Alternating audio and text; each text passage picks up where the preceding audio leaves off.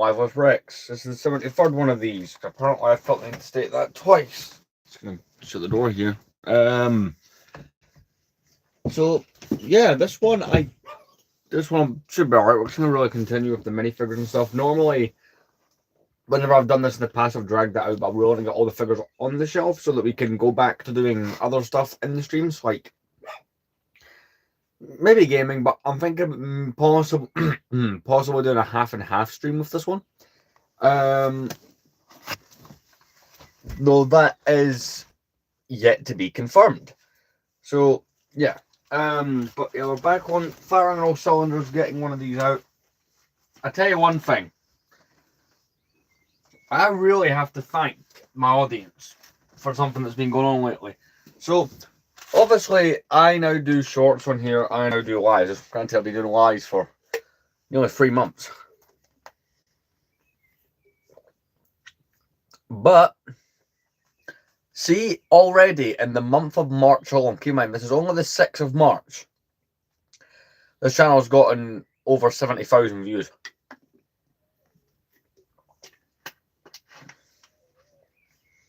See, if you add up all the views that my channel got within 2025, there's 87,000. So I've almost made in a month what I made last year. And we're only 6 days in. This could well be a month where I get 100k views. That possibility is, wow, that's actually looking quite high. But anyway, here we are. I'm just moving some things off the bed here. Bit of snacking. I've been continuing my binge watch of The Simpsons. I've just finished, I think it's Treehouse of Horror 3. I think I just finished. So yeah. Is that one with all the zombies after Bart and Lisa start reading the book?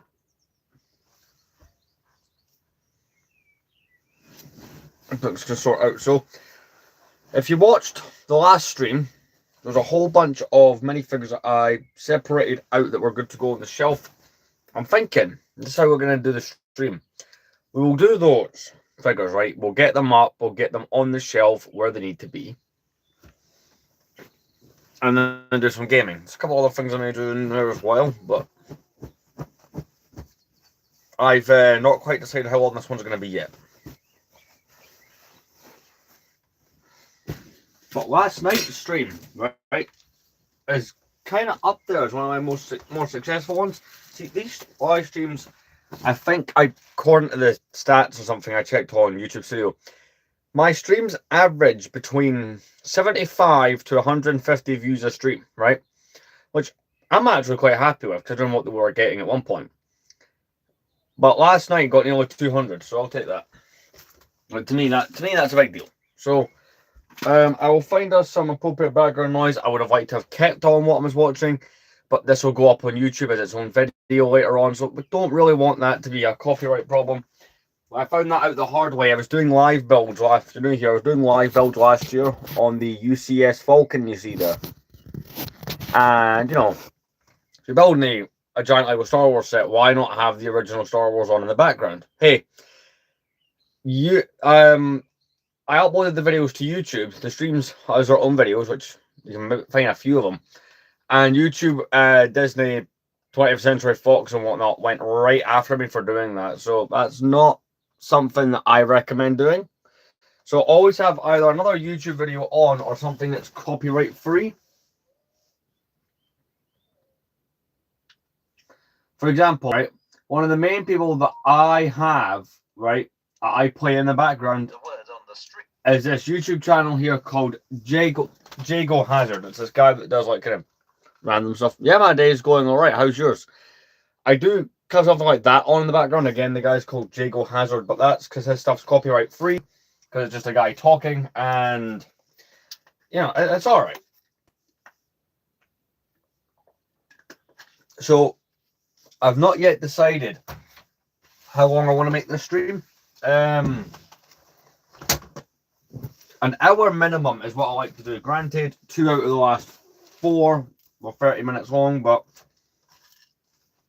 that was really a result of circumstance. I'm just moving some things here on the floor to get a box.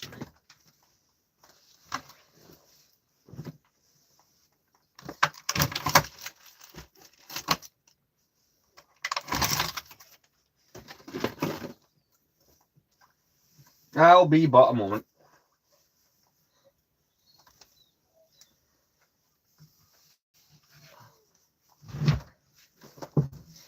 There we go. Oh, really? Did you buy something? What did you get? If so.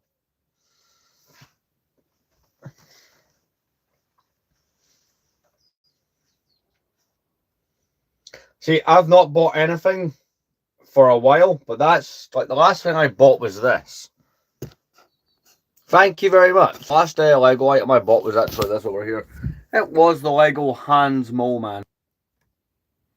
You may have noticed he's been featured in some of the shorts. But to be fair, I've not got round to building some of my backlog yet.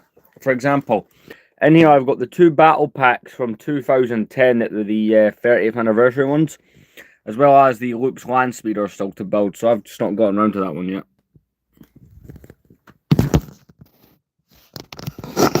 There will be a stream once all the shelves are back to normal. But that's kind of my game plan. Or what I plan to do this evening. So all the figures that need parts put back on or anything like that, we're not going to touch, right? I'm digging through some things. I have this as well as part of my backlog. Got tape stuck to it. I got this. That was the promo, or one of the many promos I got when I bought the Jango Fett Slave one that came out, the big UCS one from last year.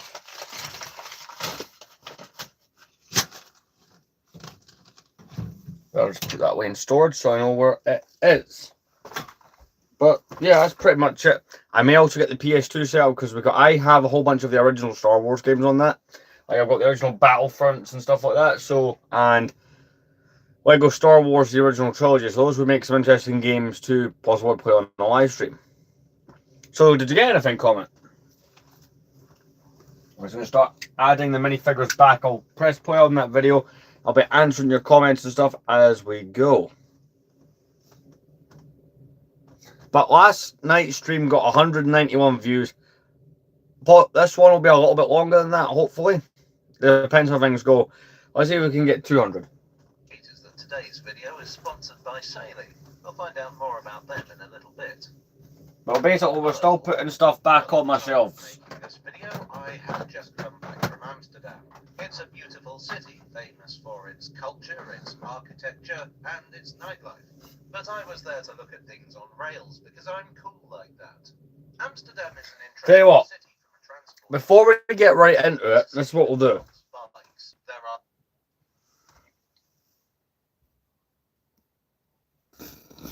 Whereabouts in Scotland am I? Edinburgh.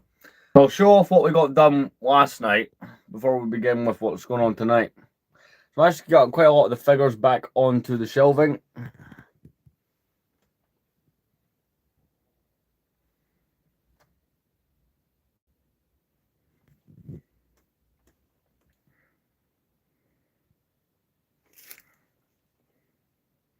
So yeah, I got it looking pretty good for the most part.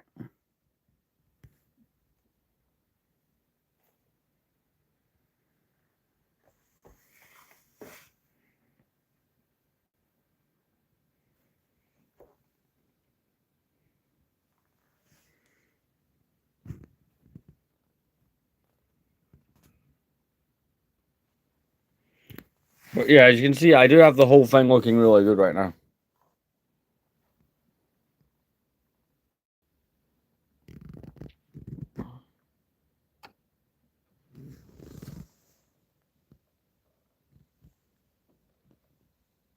But yeah, I've got the shelving looking pretty decent right now. Cabinet, I've debated changing up the way things are in the cabinet. I've just not figured out how I do it yet. But yeah, that's a little preview of how we've got things looking at the minute. So if you're new here, the way these streams typically go, at least lengthwise, is they're an hour minimum unless something comes up. And we'll go from there deciding what we're going to do. But we're pretty much just adding figures to the back of the shelf. But you guys are more than welcome to, leave comments, engage with me, just any of that stuff you want to do. Got another Scout Trooper up here. City with enough canals to give Venice a run for its money. And it has a lot of trams. I think this is the most extensive tram network I've ever encountered. That's before we've got onto the subway or the... It's fixing a few ones up here. Trust me, I did get on both of those. I went by Eurostar from St Pancras. It's weird, in the space of 3 months I've gone from somebody who never used the Eurostar to somebody so familiar with it that I could probably navigate the St Pancras terminal with my eyes closed. Well, no, I'd almost certainly get arrested if I did that, but you know what I mean. I'm used to the Eurostar, is what I'm saying.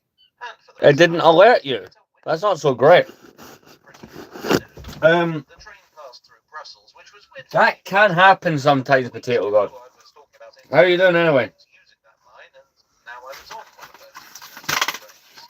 The train came in at Amsterdam Central, which was absolutely beautiful. Based on the outside, I have to say that on the inside, it's kind of But something pretty cool is talking about Potato God is this channel has almost got 75,000 views in the last 6 days. It was €288.99 for 4 nights, and I booked in early January. The location was some way out of centre near Vondel Park, close to tram routes 1, 2 and 17. Now, I don't really look for luxury in a hotel. If I'm staying somewhere new, I'm probably planning to explore rather than stay in my room. So what I look for is somewhere clean, comfortable and not too pricey, and I would say that this hotel met those requirements. The staff were friendly and helpful, the room was spacious. The only complaint I have is that the Wi-Fi was really slow in my room. Which is why it's just as well that I had this video sponsor, Saily. You see, if you're travelling these days, being able to get online is essential, whether you're booking attractions, translating, or simply sending people your holiday snaps. But if you don't have access to a Wi-Fi hotspot, you can end up racking up enormous roaming charges. But no more, thanks to Saily. Saily uses your phone's eSIM function to get you as much data as you need when you're abroad, at a very nice price. It works on any phone with eSIM functionality, including both iOS and Android. Just download the app, select your data plan, and as soon as you arrive at your destination, Saily connects you. And just like that, your data is sorted. One less thing to worry about. Saily serves over 200 destinations and has multiple data plans to suit you, including regional or global plans if you're planning to travel to a lot of places. If you're a viewer of this channel, and you are, you can get 15% off your Saily data plans. Go to Saily.com/Jago or use the link in the description below or this QR code and enter the code. So yeah, we're pretty much just be adding figures back. We've got, I'm showing off as I do so, got phase 2 clone trooper here. Wi-Fi aside, the hotel also has this whole environmentalist philosophy going on. That wasn't why I booked it. I mostly booked it because it was cheap and looked decent. But if that's information you can use, then great. It didn't really impact the stay other than the breakfast being organic, vegetarian and local produce. I spent my first day moving around on the metro. You may have noticed as I've been doing the shorts, by the way, that this has been changing, which is great. But how are you anyway, Potato God? Spoiler alert before you say the thing. Retroactive spoiler alert. I left my baggage in the luggage area at Central, which does not have the most intuitive lockers. Actually, a family ended up accidentally paying for my locker instead of their own. I paid for theirs and it all worked out fine, but you know... Got Darth Vader, the K Plus one from 05. The second day was, well, more riding around on the metro. I actually think riding the metro, or whatever the equivalent of the metro is the best way to get an idea of the city as a whole. The metro will take you all the way out to the suburbs. I have to try to figure out where I want this one. You know, you can get an idea of what the whole city is like for the people who actually live there. In 2 days, I rode the entire metro. Let's see what else we got. We got the Caddo. Now I need to go get the Gungan for this, which is in here somewhere. Still, I thought it was pretty good going. The basic plan is to make a series of videos looking at each metro line in detail. I'm planning to do something similar with Brussels, and you know, if I visit any. I do actually have to dust the Caddo. It has quite a bit of dust on the back end of it. Day 3 was something a little different. I went to Utrecht to visit the railway museum. I was bound to do that sooner or later, let's be honest. So pretty cool mold this from 2000. It's something they just don't do anymore. It is a really interesting Apparently Gungan felt the need to eject itself. Again, it's going to get its own video looking at it in more detail. What I will say for now is that it's a very worthwhile museum, very well presented with some fascinating exhibits. I'm going to put this on the shelf where I've got the Gungan sub and all the kind of other prequel era stuff. To explore Utrecht, Unfortunately, I didn't have much time to do that because I didn't plan this very well. That evening, I had a meal so bad that it honestly made me quite depressed. I mean, the worst calamari of my life. I put it to you that seafood should not bounce. That's not me stealing a joke from Red Dwarf. This calamari was actually bouncy. In fact, I might actually need therapy after that meal. We got Generally, I was a regular lucky with restaurants Potato in Greg. Amsterdam. The good ones either seem to be booked up. He's over here, too expensive for me, and making a my zipline choices entrance. were dreadful. Day 4 was all about the trams, baby. Do you know I originally got that string that's up there, right? The ones I had in mind were the Van Gogh Museum and the Anne So this Frank string that I hung up here a couple of years back, right, has these two Lego plates on it. This was originally to hold the Lego Star Wars planet sets. But Potato Greg just chills up there, as you guys have called him. So while I'd intended to do the tram stuff on the last day, I did it then instead. The trams are quite unlike any others I've used before, and they will also get their own video. I decided instead of risking another terrible meal that evening, I'd see what was available Right, we've nearby. got a Death Watch Mandalorian. He will just be going in with all the Separatist kind of stuff. I'll be honest, my Separatist display I'm not entirely pleased with, but it looks alright. Very enjoyable meal, very good service, somewhat limited menu compared to what you get at a British Indian place, but generally We got a Horn Company controver. really explored around. Yeah, you seem to like that. And on the final day, I visited the Maritime Museum. As I said at the start, Amsterdam is a very maritime city, so it's not surprising that it would have such a museum. We've got a Phase 1 Commander Cody here with the visor, so he'll be going with the Rex that I've got here. The museum and the ship, I think, will get yet another video. On the whole, I enjoyed Amsterdam. I'll probably go back someday. There was a lot I didn't get to see. This is the Jango Fett from last year, and it's the non-arm printed version, so that's the one that comes in the cheaper playset one. But I'm too tired to figure out what it is right now. If you're a normal person who doesn't have to film everything, Amsterdam is a great city for pottering around, even if you don't do all the tourist stuff. The public transport network. We got a really cool one here from 2012, Bush Leia. It's also one of those places where seemingly everyone speaks English. I mean, I like to use at least the basic phrases when I visit another country, but English was spoken so universally that I must admit that sometimes I forgot to do even that. People would often address me in English before I'd said anything. Maybe I give off English vibes or something. It is a mystery for the ages. Perfect. Who else we got now? I'm going to pick them at random without looking. Bib Fortuna from the same set as the Leia, also from 2012. This is, as you probably gathered, a sneak preview of many other videos, so stick around for those. I would like, as ever, to thank my donors on Ko-fi, on Patreon, and here on YouTube for your generous support. You are the eye to my Amsterdam. Thanks once again to Saley. Check out the link in the description below to take advantage of their generous offer. And I will see you again very soon. Cheerio.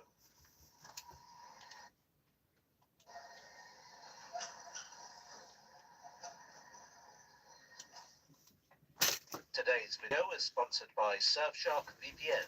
Of whom? More in a bit. Now, central London has quite a lot of stations. That's not exactly a revelation. I mean, there are 11 tube lines, plus the National Rail Network, plus the DLR, the Elizabeth line. There's a few overground stations in there, and anything else you can think of. But then you've got the enormous number of abandoned and superseded stations as well. And I found myself wondering, could you cross London without leaving the vicinity of a station? I had the opportunity to test this recently. I wanted some footage of the site of Ludgate Hill station, and I took a train into Waterloo. So I figured I'd take a little walk. Oh yeah, and before anyone points it out, I'm probably going to be bulking this up with some older footage I've taken of the locations in question, so that's why the continuity is going to be a bit funny. Let's just say that when I was filming, I drastically underestimated the amount I could find to say. So obviously you have the enormous complex that is Waterloo Station, complete with underground facilities for 4 lines. This opened in 1848 under the London and South Western Railway, and it's now one of the busiest stations in Britain. It was rebuilt in the early 20th century. I can't give you an exact date because it was rebuilt in bits and pieces between 1903 and 1922. That red bridge there is one of the few remaining bits of the old station and came along in 1864. Actually, I think it's the only remaining bit, above ground at least. I'm reluctant to say for absolutely certain because there are lots of parts that the public don't normally see. The reason that bridge existed was to connect the line with the South Eastern Railway's line, which passed nearby on its way to London Bridge and later Cannon Street. Now, the South Eastern Railway weren't huge fans of this connection, being as how it didn't make them as much money as they hoped it would. So they decided to build their own station. But yeah, let's see. We'll try and get these figures done. And that's what I'm having. Eat somebody. We'll try and get this done in an hour. So I got Battle Damaged Anakin. That's a pretty cool figure from 2005. It's one. 2005 is a pretty cool year for Star Wars. We've got quite a few of the 2005 figures. Got a standard Stormtrooper here. We also have Child Anakin from '99. So this is part of the Jubilee line extension, which came along in 1999 and runs to Stratford. the Stormtrooper I will put up next to it. I've got a whole thing up here for Stormtroopers. This looks right. I really love how it looks. Mozart's The Magic Flute, specifically the set for the Queen of the Night scene. Anyway, Southwark has a connection to Waterloo East as a means of taking a bit of pressure. I've got a couple of these just from over the years, but it's Obi-Wan's Astromech. Station, the South Eastern Railway's Blackfriars Station. I know the sign says Charing Cross Railway, but that was a company that was absorbed by the South Eastern. We've got a biker scout who's on his speeder bike. We're just going to throw that up next to the Battle of Endor stuff. Sorted. We've got, what do we got here? We've got one of my favourite figures. A figure that I wasn't even can guess what it is. It's a figure that doesn't get often talked about. The station was pretty basic, and my theory is that it was built in the hope of skimming off some of the London, Chatham and Dover passengers. It is Watto from 2009. I don't know why, but it's up there as one of my favourite figures. The station opened in 1864 and closed in 1869. We've got one of these bikers. I've got quite a few of those guys. I am now going to walk up Blackfriars Road. We've got kidnapped Palpatine. Here is the site of the aforementioned Blackfriars Bridge station. This station also opened in 1864 and was briefly the London, Chatham and Dover's terminus. One sec. Later that year they got into the city with a station at Ludgate Hill and later still a connection to the Metropolitan Railway, which made the line far more popular. Ludgate Hill was too small to take the number of passengers now, and Blackfriars Bridge was too far and also too small. So the Dover boys had a new station built on the other side of the bridge, which opened in 1886, and in 1884, Blackfriars Bridge was closed to passengers. That wasn't a logical order in which to say those things. Oh well. Blackfriars Bridge remained in use as a goods depot until 1968. This has nothing to do with the station, but check this mini park thing out. It's actually part of the City of London, even though it's south of the river. I don't know the story of that, but it looks interesting. The river seems like a good place to take a break, so I'd like to take a moment to talk to you about Surfshark VPN.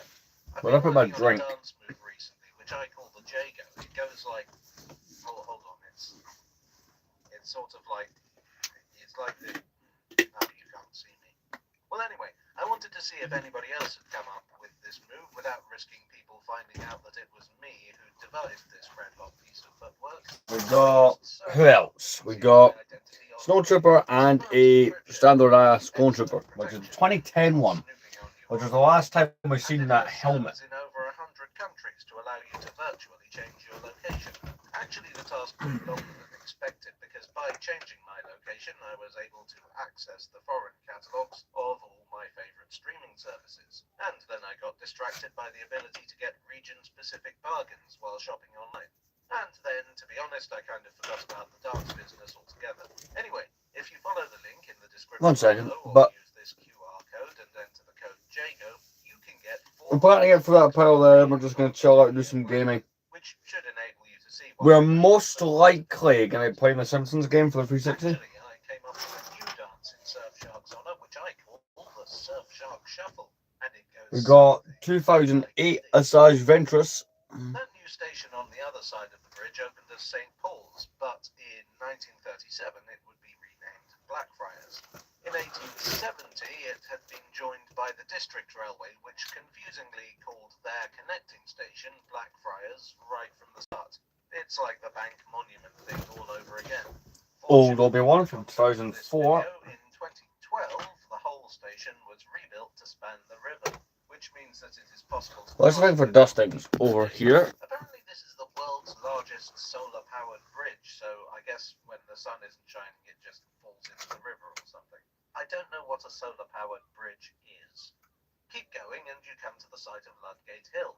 Unfortunately, I couldn't get to it properly because there's building work going on there, which rather negated the whole point of this journey. Anyway, here's some footage I took previously.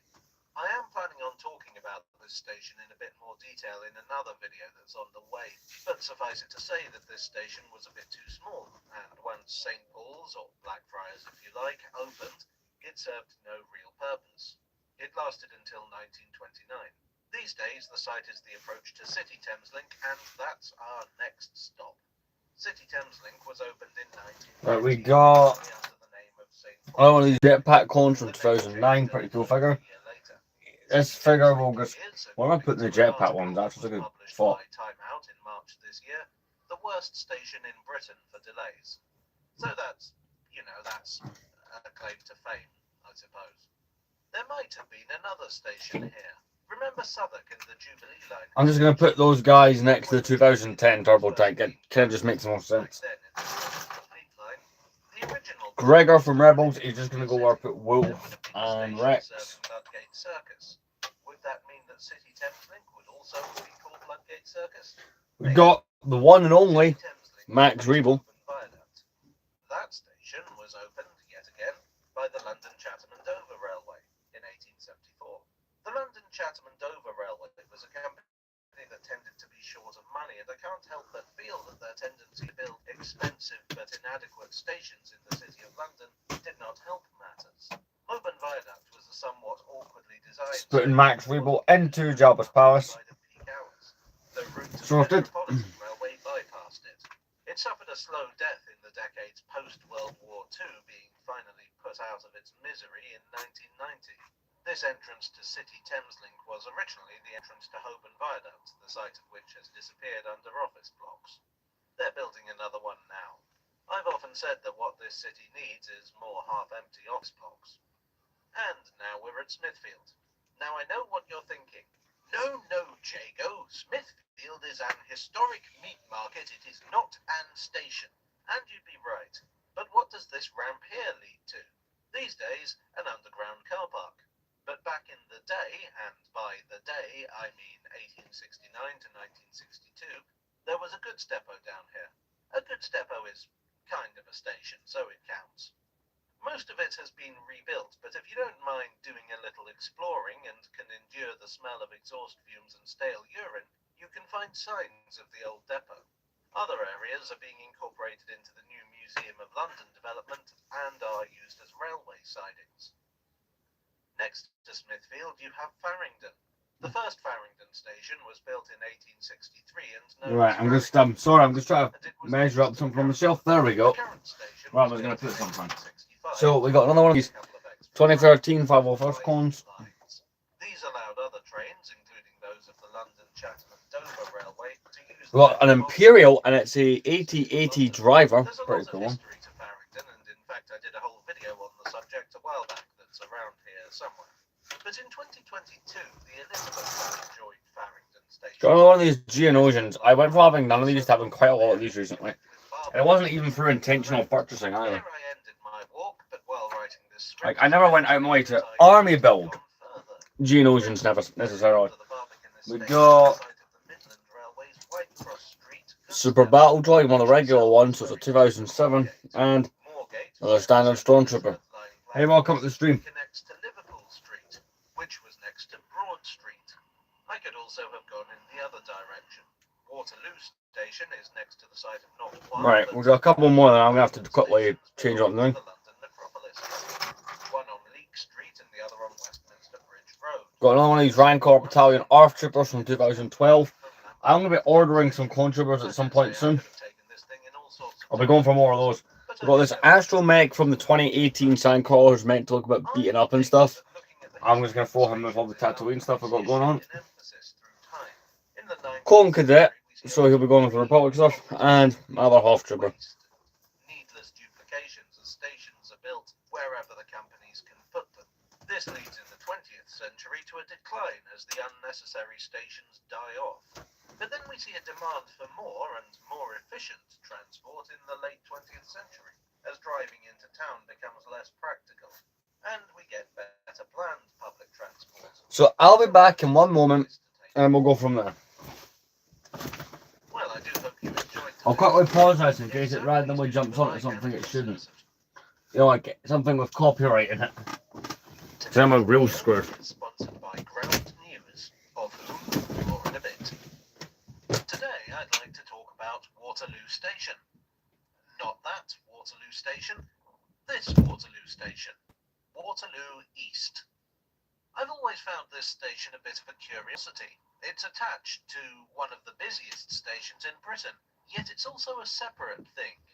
It has a tube station at each end, but I wouldn't call it an especially large station. Since I came this way last week, I've had an itch to talk about it properly. Now, while this video isn't about the big Waterloo Station, the big Waterloo Station is essential to understanding the history here. The big Waterloo Station was opened by the London and South Western Railway. The LSWR weren't too satisfied with this station, seeing it as a compromise. It didn't serve the City of London proper, it didn't serve the West End, it was just sitting there on the south bank of the Thames, looking enviously over the river. The company considered all sorts of solutions to get their passengers to where they actually wanted to go. It wasn't until the 1860s that they found a solution. Of sorts. It came from a different company. The South Eastern Railway served London Bridge, which was some way east, at the other end of the city, really. This wasn't ideal for them, either. It was again on the wrong side of the river, and they shared it with other railway companies. They tried building a terminus of their own at Bricklayers Arms in 1844, and that was even worse. They started playing with the idea of a station near Hungerford Bridge in the heart of the West End and only a short distance from the city. In 1859 they received parliamentary authorization. The company secretary, Samuel Smiles, liked the idea of connecting with Waterloo. The LSWR ran trains down to places like Portsmouth and Southampton, meaning that it was a key route for international passengers. If the South Eastern could get in on that, it could be very profitable. The LSWR also liked the idea because as a trade-off they could get access to much better sites. A new company was formed to build the line to Charing Cross. Known as the Charing Cross Railway, it was theoretically separate from the South Eastern Railway, but in practice wasn't really. In 1864, the difference became academic anyway, being as how the whole thing was absorbed by the South Eastern Railway. That same year, Charing Cross Station opened. The machinations of railway companies in the 19th century may have been deceptive, but so is the news today. There's so much bias and so many hidden interests behind the news we read that it's hard to know what's actually happening. That's why I'm glad to be partnered once again with Ground News. Ground News is a news aggregator service that allows you to see the news from every angle. If there's a particular subject that's of interest, you can customize your personal news feed. For instance, I need to know what's going on in London, so you can see that that's a topic that I've asked Ground News to look out for. Recently, I've been following the run-up to the election in the US, and as you can imagine, that's something where a lot of people with different agendas want to push their particular version of events. At the time of making this, we'd just seen another apparent attempt on Donald Trump's life. If I look this up on Ground News, there's a remarkable number of articles on the subject, no fewer than 547. I can see that coverage is pretty evenly distributed in terms of left and right bias, with 68 sources covering it on the left, 66 And I'm back. and 119 in the centre. Let's take a closer look. We got This left-leaning source, HuffPost, Tonwi, goes into one of the the Kevin investigation. Owens. We can see that this Where did I outlet put is the other owned one by actually? the Robert I'm not even family sure. Where and did I? the I'm Verizon sure I've already put Communications Llama Sue on the Community display Comments, somewhere. and it's listed as being of mixed factuality. Meanwhile, this outlet, simply called Have I? News, leans right, is also mixed factuality, and is owned by the Murdoch family.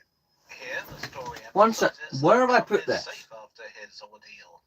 I like ground news because I want the full picture. I want to know what's actually happening, not just what some billionaire wants me to think. If that sounds like you too, then firstly, I swear I put Llama Sue on my shelf in the somewhere. description or scan this QR code to get 40% off the I did, right? subscription. That's the one I No, I use that didn't. gives you access to Llama Sue is also in the pile. Well done, me. There's nothing similar to help us understand Waterloo East, so you'll just have to take my word for it on that. Well, I've got them both now. I think these two should go up with the clone stuff. I mean, obviously. Here at the abandoned Blackfriars Station. This was also opened in 1864, possibly to compete with the nearby Blackfriars Bridge Station, which was owned We've by got Kit Thistle here from 2012, the Palpatine's Arrest version. and the Southeastern were deadly rivals. Well, at least until 1899, when their rivalry had driven them both to the verge of insolvency, and they had to join forces. But that's another story. The connection with Waterloo Station. I need a torch to see certain bits of the shelving at the moment. Ran off the Southeastern Viaduct, across the Red Bridge you see here, and right through Waterloo's station concourse.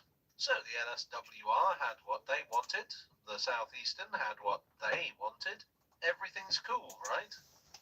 No, not really. Sorted. Right, who we got next? We've got Trains for a few years in the 1860s. Admiral Akbar. Cool.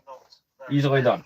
Thereafter, it was mostly used for special workings and empty rolling stock movements. Another one of these Scout Troopers, or the Kashyyyk ones. Was totally different from the Waterloo Station that exists now. As I said, the LSWR considered it a compromise. So rather than design it from the outset as their grand terminus, they built a fairly bare minimum station and added to it as traffic grew. So you've even got Han Solo of Hoth stuff there. Mess of a station where finding your train was an expedition in itself. The LSWR just couldn't spare the space for another company's trains. As you might imagine, the Southeastern were more than a little miffed about this, and they pushed for an Put that Senate Commando Captain there. At Waterloo. They pushed even harder once they'd opened their fancy new terminus at Cannon Street in 1866. And we've got Colmore's Obi-Wan can go over here with other Colmore's variants of the Jedi minifigures.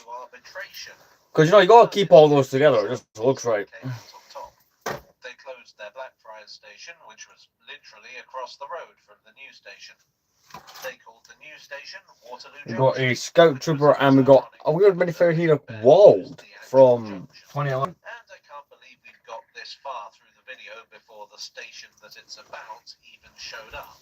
Waterloo Junction was not a very useful station, at least at first.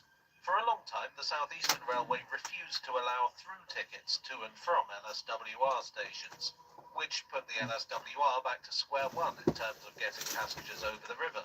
Express trains didn't stop there, so a potentially useful main line connection went unused. The line was also difficult to work. The route served 3 major termini, so it was congested at the best of times. The line was also prone to fog. Waterloo Junction did find a somewhat unorthodox use. In the 1860s, most of the underground hadn't been built, so when Cannon Street opened, the Southeastern ran non-stop commuter trains between Cannon Street and Charing Cross. Now, how can I put this in a family-friendly video? Railway carriages in those days were divided into compartments, and certain ladies operating within the world's oldest profession found that the journey between the two termini was just the right amount of time for them to, you know, perform their professional duties. So Waterloo Junction was added to the journey to provide an interruption. In 1899, the South Eastern Railway allied with the London, Chatham and Dover Railway to form the South Eastern and Chatham Railway. In theory, the two companies still existed, but to all intents and purposes, they were amalgamated. A lawyer could probably tell you more, but mine's still in prison, so you'll just have to take my word for it. In 1901, the original three platforms Recently got right addicted drinking smoothies. Right. The shelves are really looking good though. We're getting there with it. Next up, we're going to put back on, we've got Ula from 2012, Tolkien, and Palpatine's Medical Droid. After getting official approval to do this, in 1911, Waterloo Junction Get was no Ula longer back a on junction, there. but it was still I'll put her in the Rancor pit. because logic has no place within this And we're story. going to put the Ewok up there, because you know, I'll just chuck the Ewoks back up where they need to go. Here in 1913, when in foggy conditions, Yeah, I remember you. trains collided. 3 passengers lost their lives. The accident was Next up, we attributed to got negligence on the part of a signal. Kiadi Mundi, In so 1923, we'll just the go up railways here. of Britain were grouped together into 4 huge mega companies. The LSWR and the South Eastern and Chatham were both And as I've successfully knocked a bunch down, I think that minute I'm going to throw the Geonosian up first onto that shelf. In 1926, colour light signals were installed, which were not only more modern, but made working in the fog a little bit easier. It was one of the first instances of colour light signalling in Britain. In 1933, express trains began to stop here. In 1935, the station was renamed to simply Waterloo, since there wasn't really any reason to distinguish between the two stations. Start lining them up without hitting the lightsabers off each other, the Jedi. As it were, the platforms here were given letters instead of numbers. But I know what you're thinking. That sounds a bit too logical for Waterloo East. And you'd be right. But the platforms were arranged A for up trains towards Charing Cross, B for down trains towards Cannon Street and London Bridge, C for up trains. There we go, D for down fixed. trains.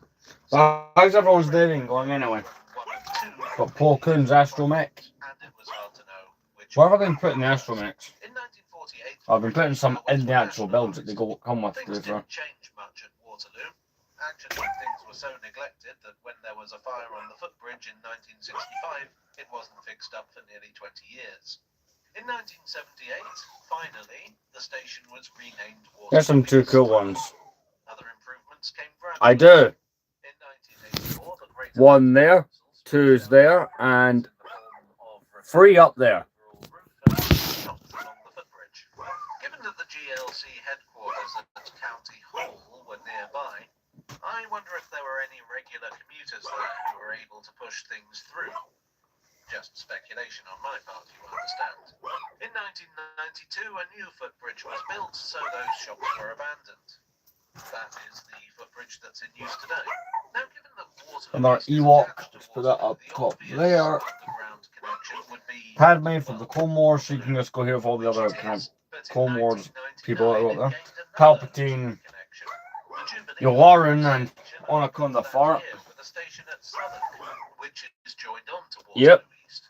This takes a bit of pressure off the extremely busy Waterloo Underground. Waterloo East is, these days, an important commuter station, but it's one that has a fraction of the number of passengers Right. using its name. We're not doing too bad when we're getting there. We've got another Phase 2 clone from 2005 to put back on the shelf. Well, I do hope you enjoyed today's video. If so, please do leave a like and consider subscribing. Got more Imperial stuff to get As sorted. ever, to thank my donors on Ko-fi, on Patreon, and here on YouTube for your support. You are the footbridge to my neighbouring station. I would also like to thank Ground News for sponsoring today's video. Click the link in the We're description. 44 minutes in already, that was for quick. their generous offer. And I will see you all again very soon. Cheerio. Jedi Bob, but we've been playing the Simpsons game after this for a little while. Just to chill out, basically. Got a super battle, no sorry, a security battle droid. Let's put him in. Yep, and it fell over. Why am I not surprised?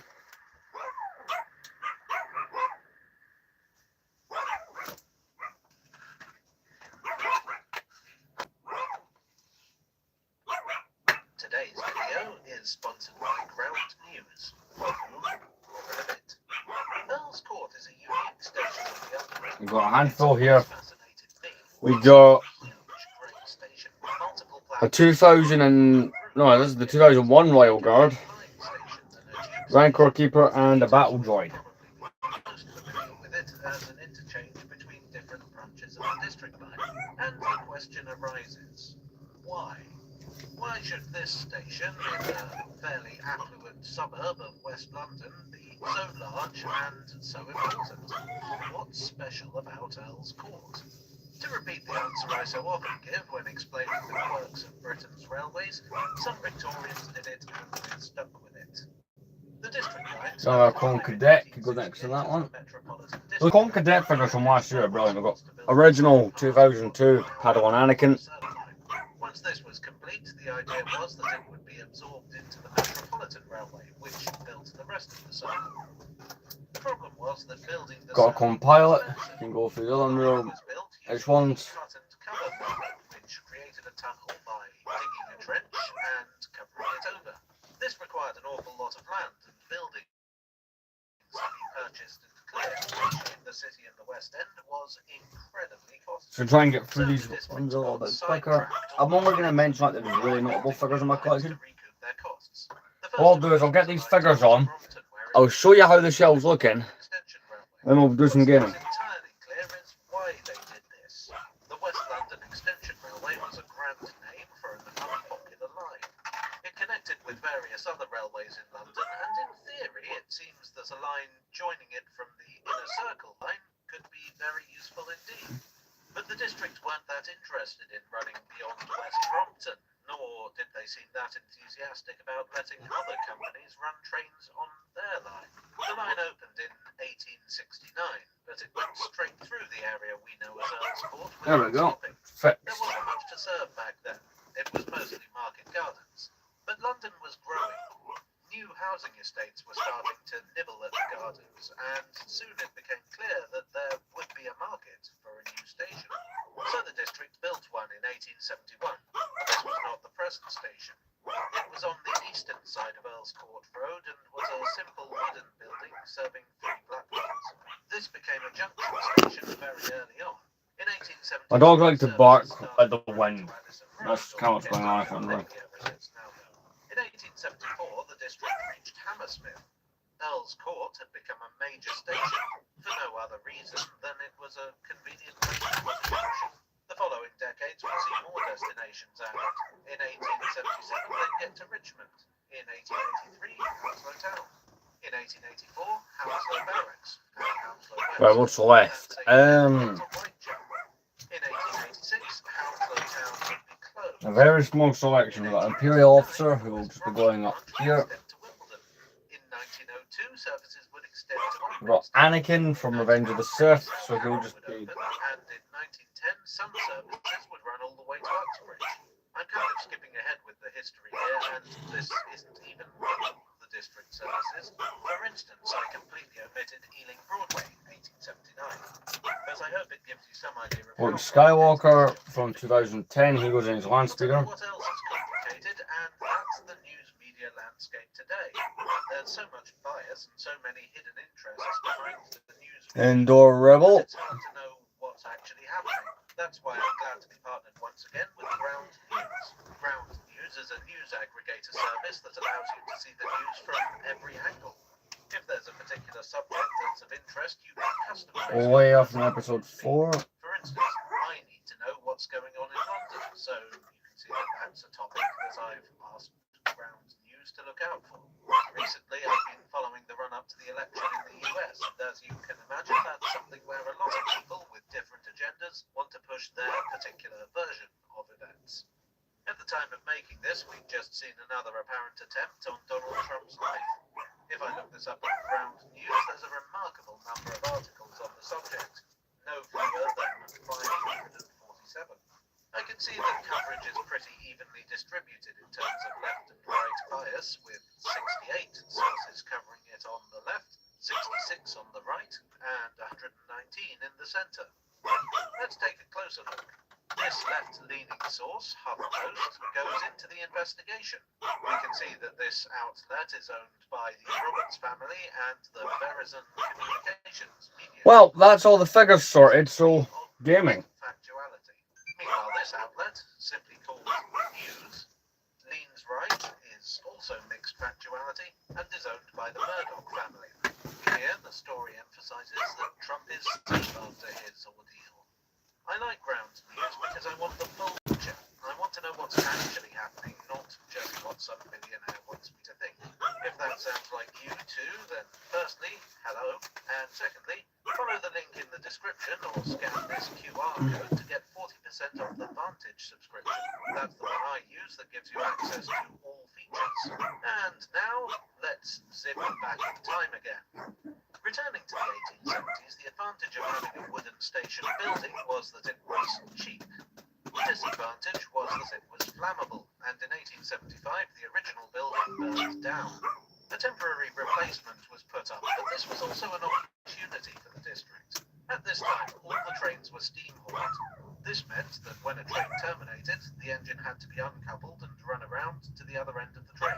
Given that they also had trains coming in every few minutes, I'm sure you can see why they were itching for a bigger station. So they built one. It opened on the 1st of February 1878 and came in at 4 times over its projected budget, which goes to show that some things never change. But by moving it slightly further west, the station had that much more space, and so the district's engineers designed something far bigger than what had gone before, with a grand entrance and an overall roof. From an operational perspective, the tracks were rearranged so that all westbound trains served one side and all eastbound trains served the other. This meant that changing trains was easier, which improved the flow of crowds. One difference from the modern station was that it included a coal siding on the westbound side, where steam engines... Right, I'm just pulling up the stream on the laptop so we can do the gaming. More than the district needed for the actual station, and they put some of the land they acquired to a rather unusual use. West of the station they had a triangle of land. From 1887 they allowed exhibitions to be held there, starting with the American Exhibition and Wild West Show. The company loved these events because they meant more traffic for evenings and weekends. In fact, to underline the convenience of getting to these events by rail, the District Railway had ticket booths installed on the exhibition site. Earl's Court got an impressive new landmark in 1895 when the Great Wheel was installed for the Empire of India exhibition. The Ferris wheel had made its debut at the Chicago World's Fair in 1893, so this was a novelty for Londoners. The Great Wheel was 308 feet or 94 meters tall and was a popular attraction for several years. It was finally demolished in 1907, but it's commemorated on the canopy at the front entrance to the station. In 1901, the district... Right, laptop is charged, good to go. So, I can see your comment. It's great. The purpose of this takeover was to allow the district to be So, I will be playing with the volume down because it's a Simpsons game, which means there's the potential for me to be copyrighted while playing. Well, I say while, I mean like once this live stream becomes a video.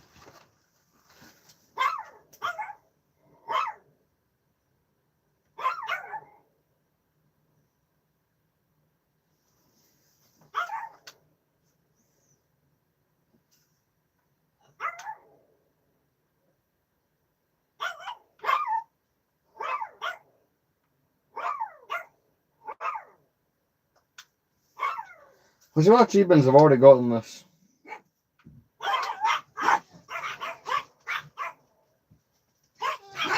Finish the Land of Chocolate and press start.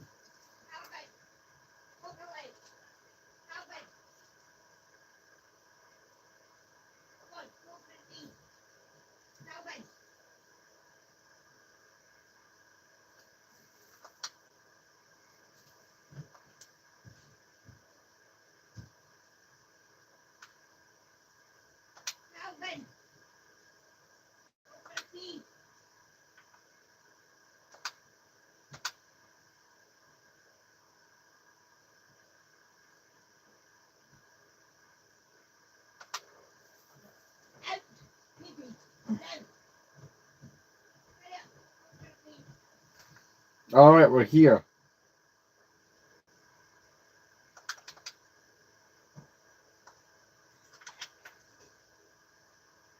So this has been fun. I've been binge watching The Simpsons lately. I do want to pick up the Family Guy game for the 360.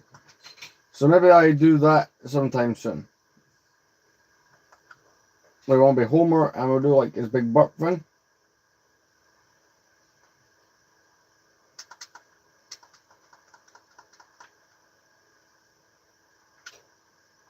Oh yeah, we can just kick the boxes.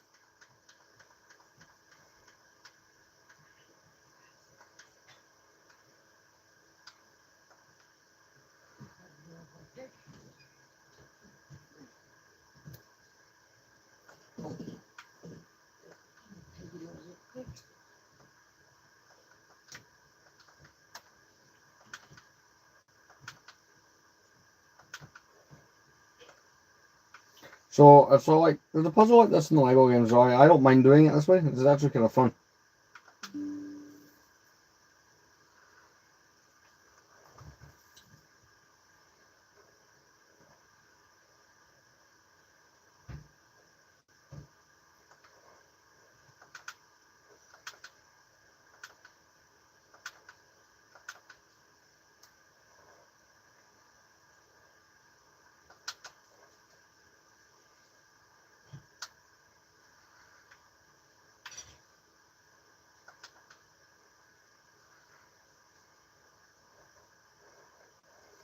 Right, there's a similar-ish pattern thing coming up. Egyptian artifacts, no less boring. It's going great. How's it going for you?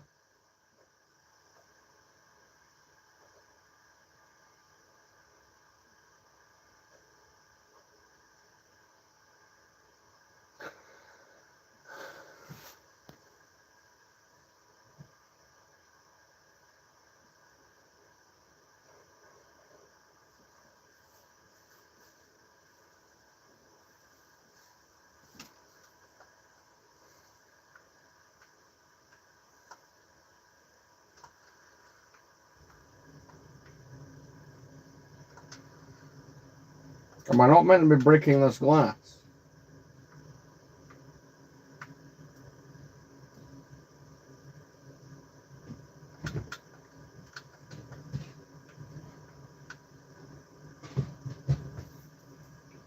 Alright, I'm going up here.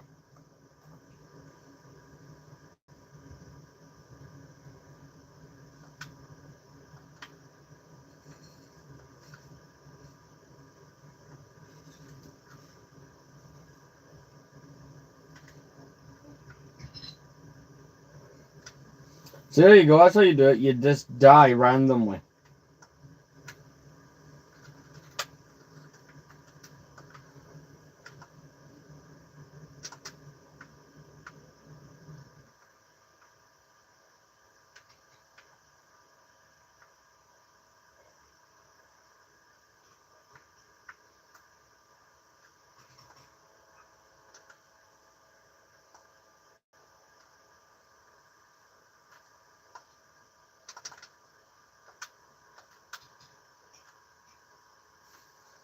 Hmm. Well, if I stand on that, does it do something? Nope, it does absolutely nothing. Okay.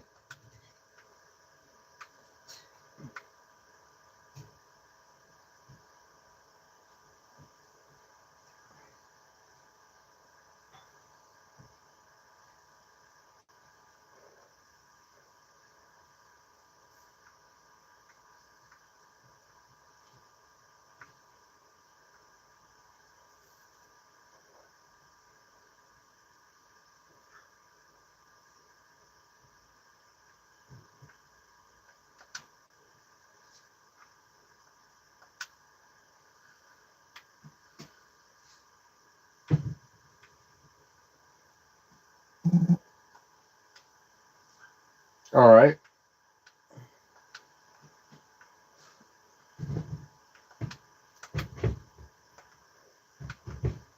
No more do it.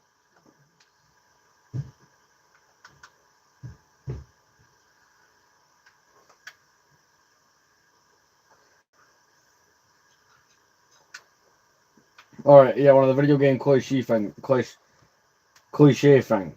Right, I can't even say the word right.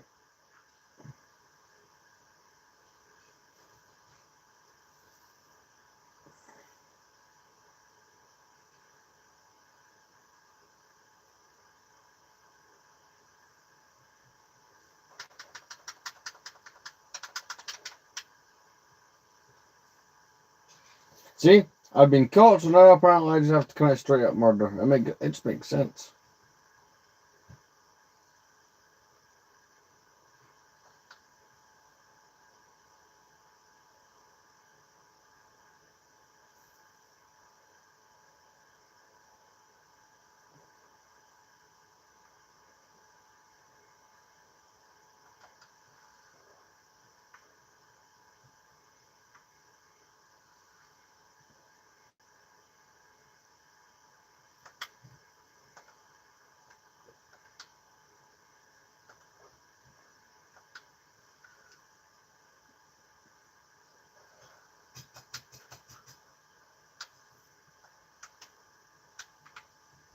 Right, I'm gonna try. I've got an idea. I'm gonna try something. Right, I'm gonna try the glider method.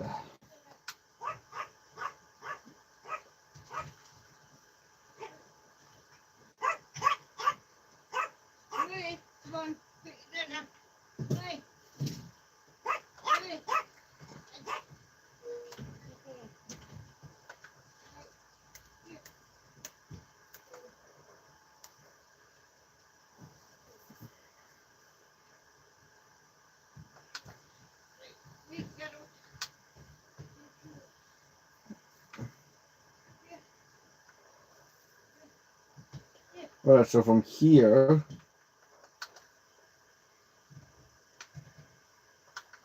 just severe violence.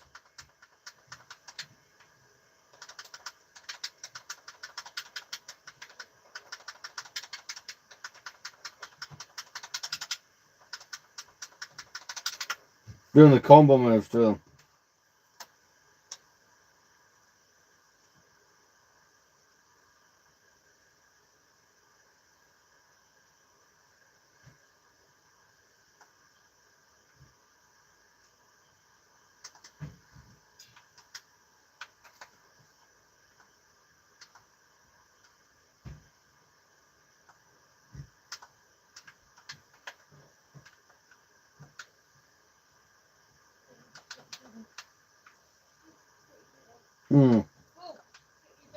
I'm gonna figure this out.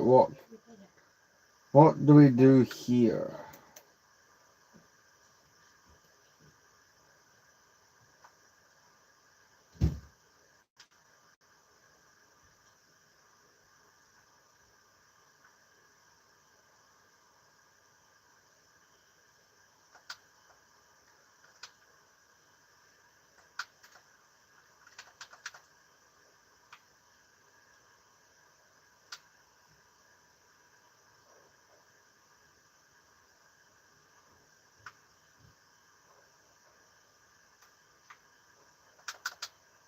Ah! I mean, like that. This game does have some interesting puzzles.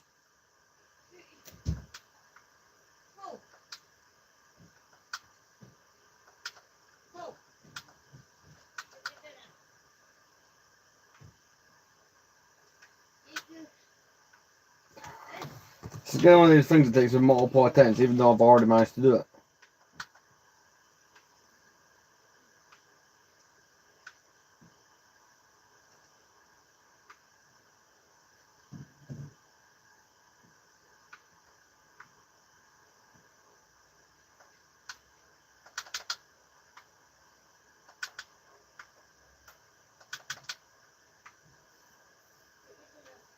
Well, here.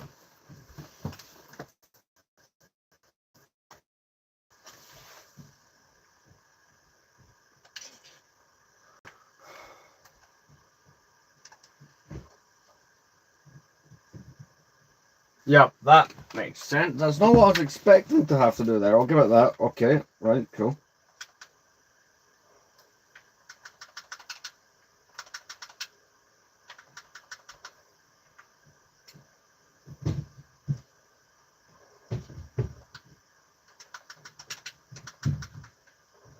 Sideshow Mel. All right.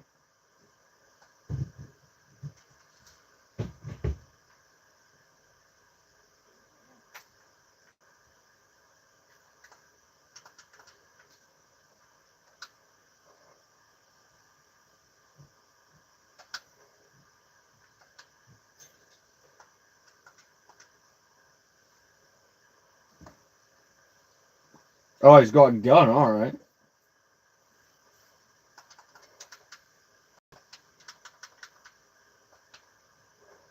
Oh, nice. They're more powerful.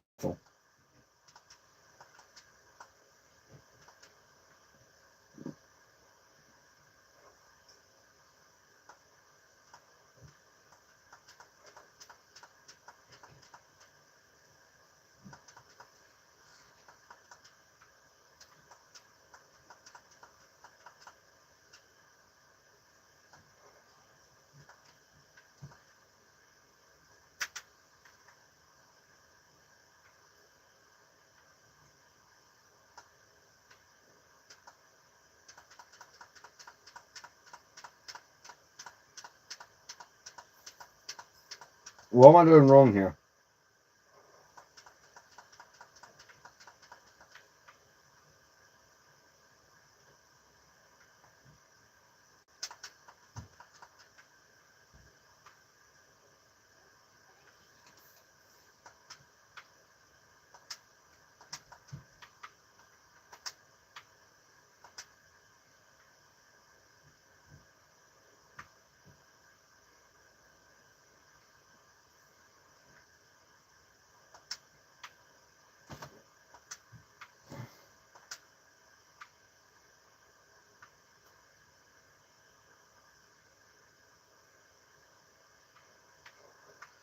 Oh, I thought I was Karen. I thought it was Hans Moment.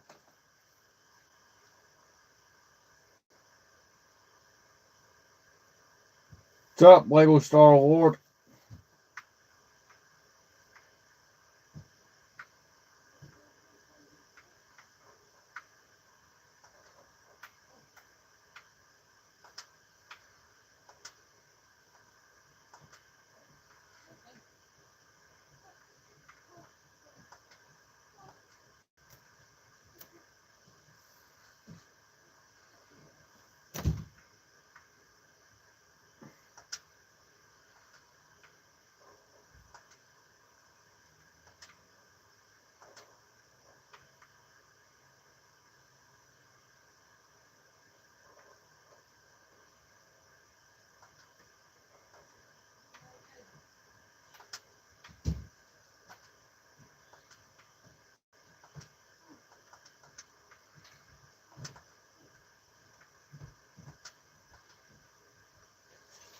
All right, now you're gonna sub.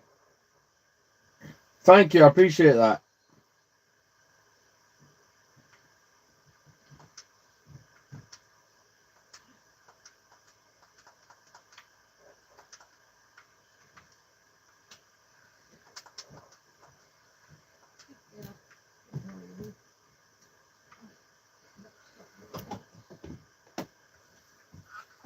Right, okay, this is going somewhere. Right.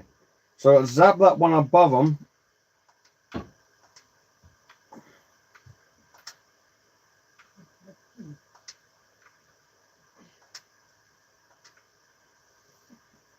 Again, I apologize. Audio is turned off. That's purely because I don't want to get copyrighted when this uploads later.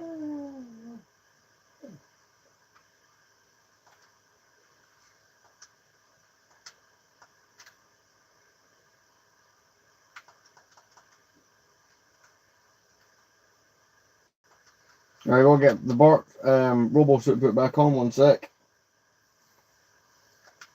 There we go. Sorted.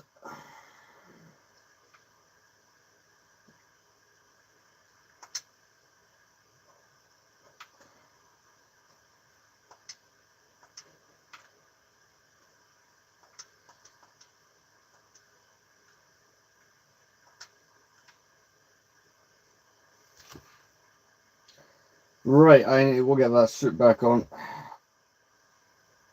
You hate me. Why?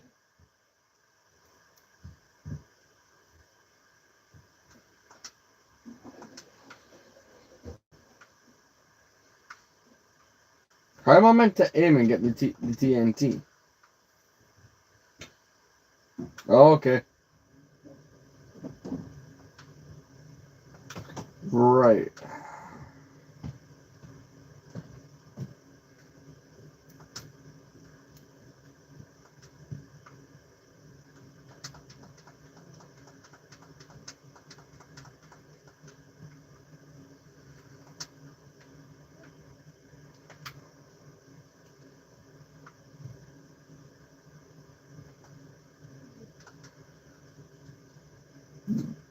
No?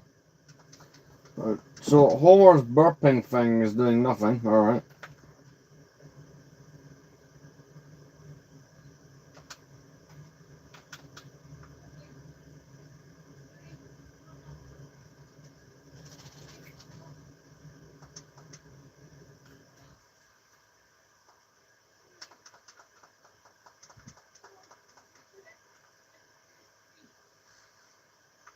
Does going in here help? No, it just gets me across. I mean, that's not useful. It's just not what I need.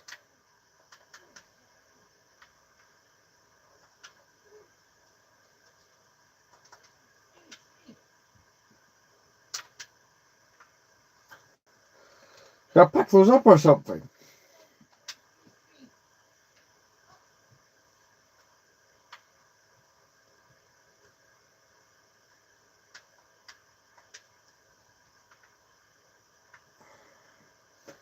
Alright, for a second I thought I could pick that up and throw it.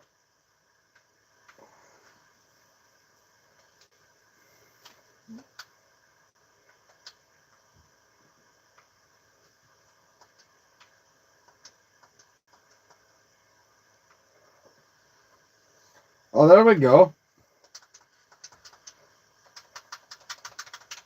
Come on, go kick his ass. Come on, let's go.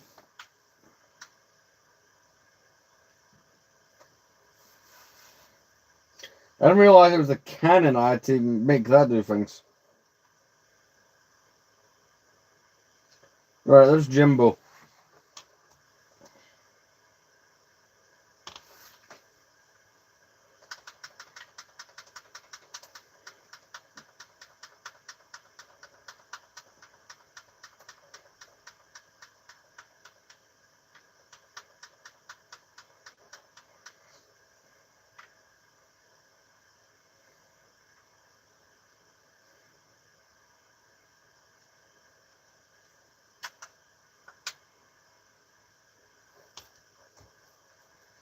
Climb up this ledge.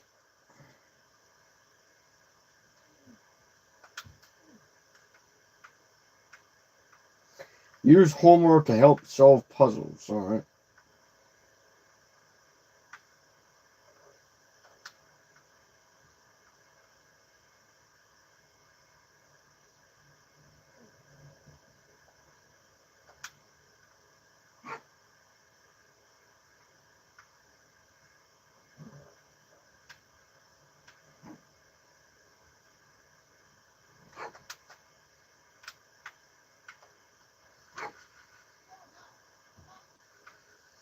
Right, let's try that again.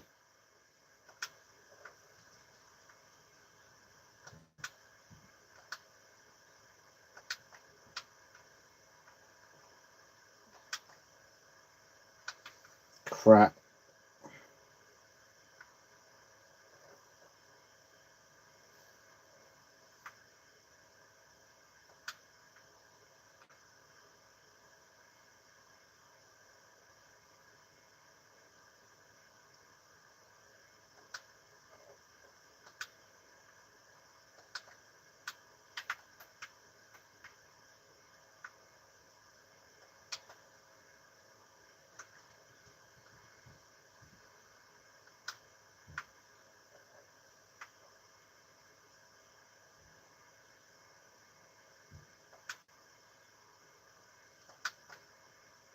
Ah, come on.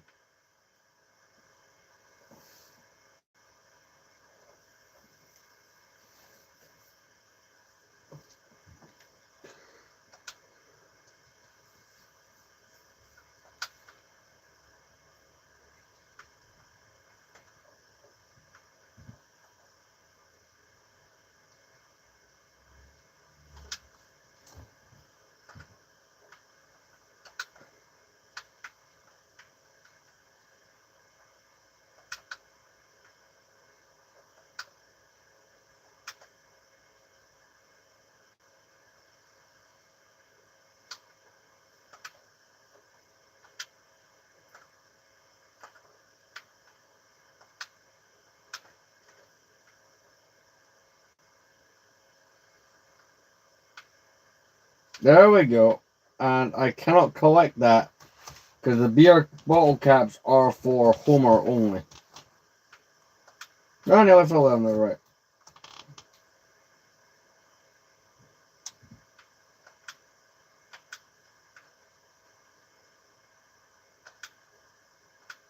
Shoot. Right, never mind. I've got to do all that again.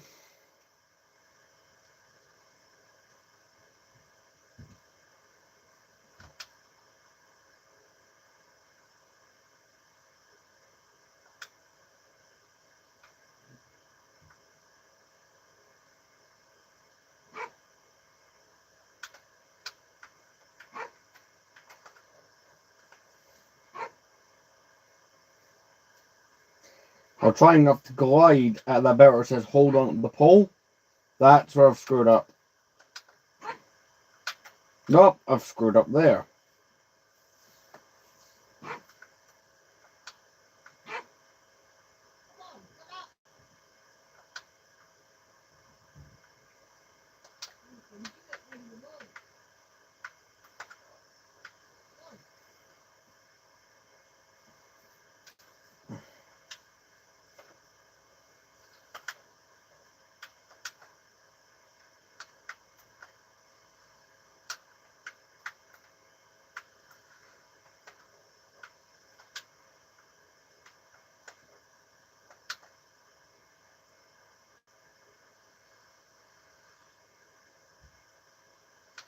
Right, we're back on top of the shuttle.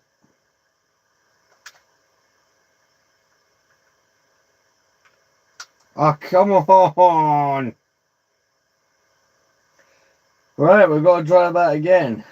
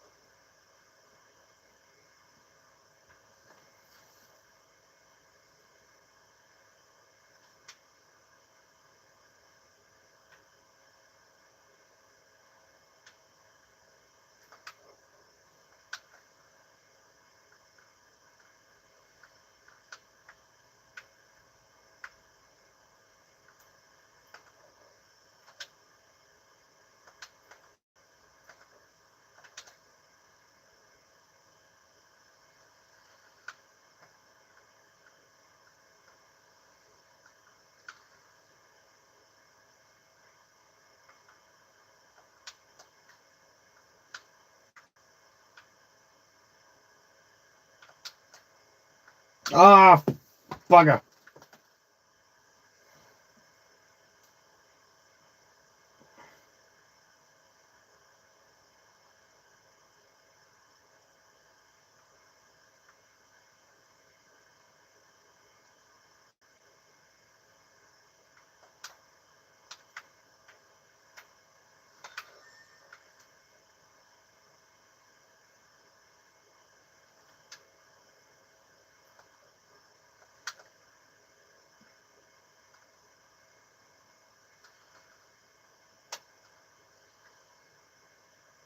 There we go. That's the best way to get it done.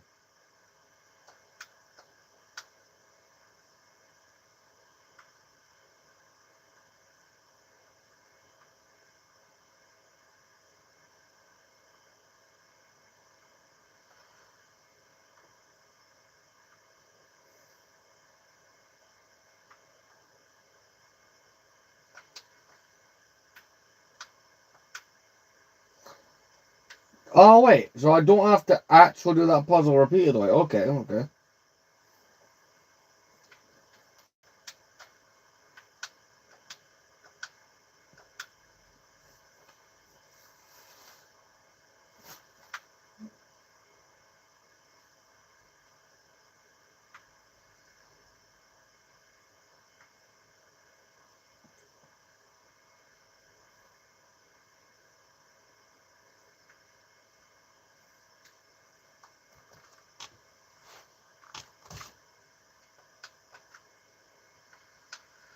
There we go.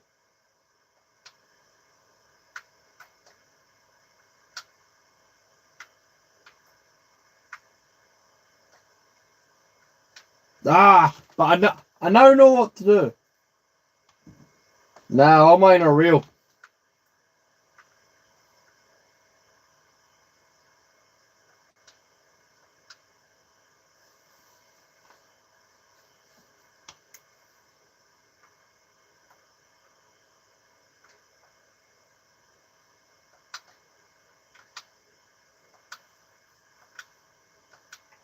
There we go. Climb up the pole again.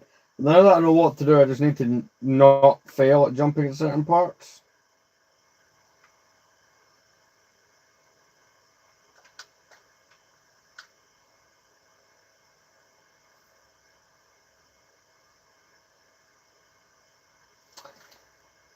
The only set that I would buy a knockoff of would probably be the Death Star, the new like £1,000 one. I just want to muck out of a knockoff one of those and just just abuse it, like smash it to pieces and stuff. That's a video idea that I've worked on for a while. Ah, damn it. So I'm sure for like £100 there's like or like 150, there's an AliExpress version of it you can get a hold of.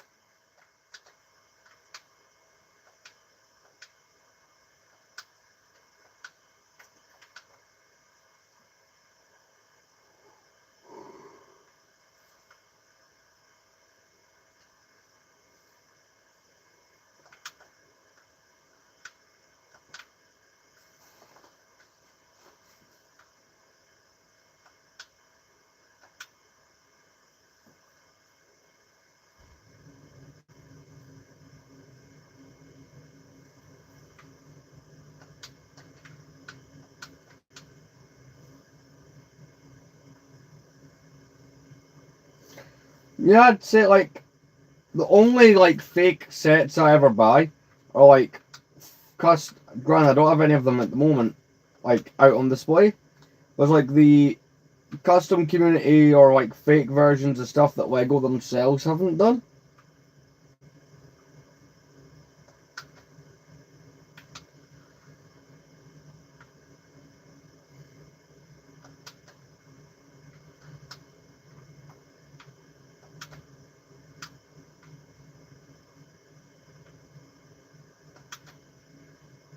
Oh, come on. Ah, maybe it's not a fly. You gotta double jump that bit. Okay.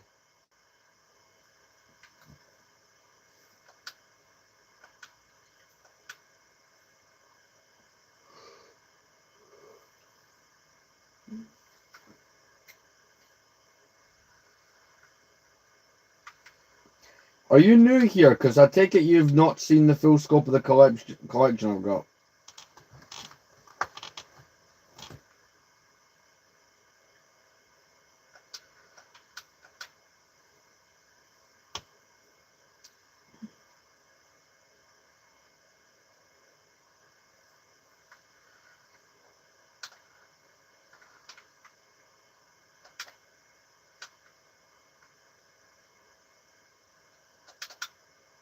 Hell yeah, right. Progress.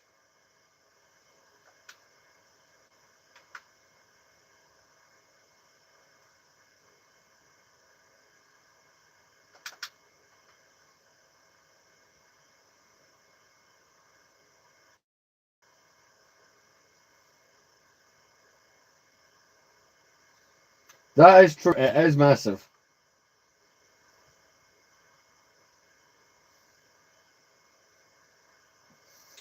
Some of the sets that I have, I didn't pay what they're worth. Some of them I bought before they were worth like the insane amounts of money. And to be honest with you, some were just really good deals.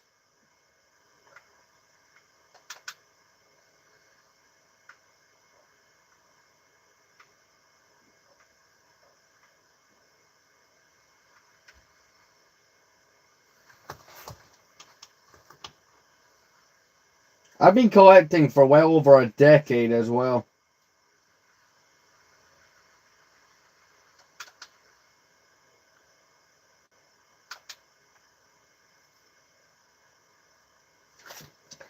It's always been between The Empire Strikes Back and Return of the Jedi.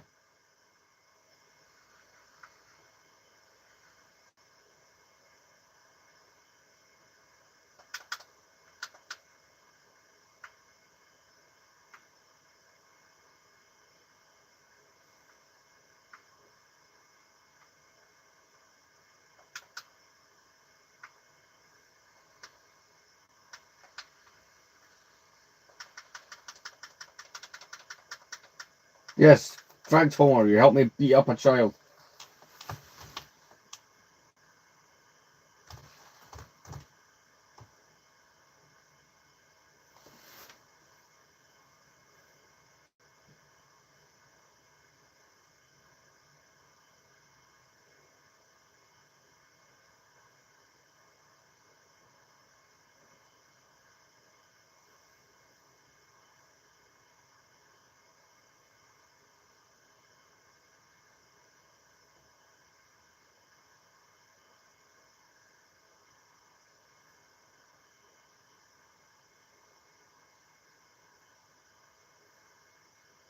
I hit Potato God.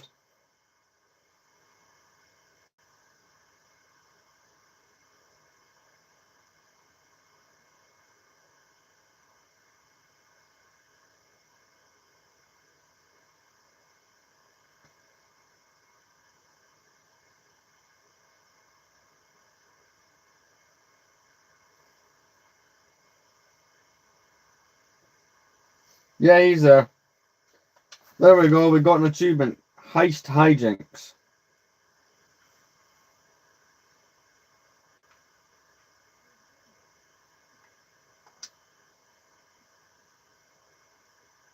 Took me 31 minutes to complete that. The target is 7 minutes for that level. I feel 7 minutes for that level. I mean, probably less people who can do that.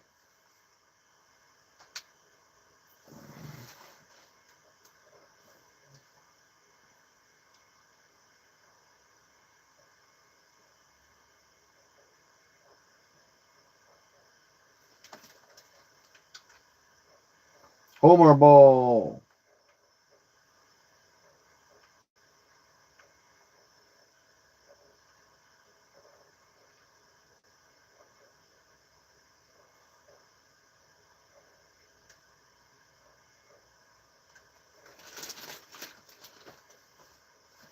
This game is fun, but it doesn't have the charm that Hit and Run does.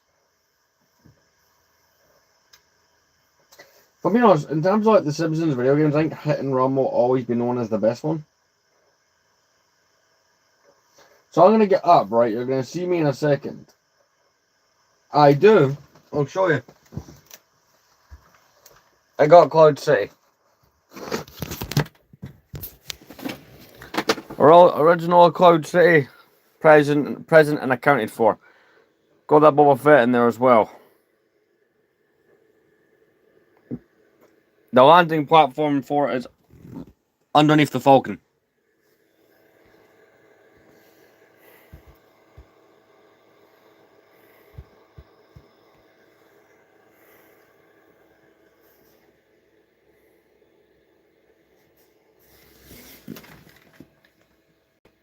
Apparently I've accidentally turned on Netflix. Yay, well done me. Yeah, brilliant. It's a brilliant set. It's one of the, I did not pay anywhere near market value for mine. It's the only reason I have this set in my collection.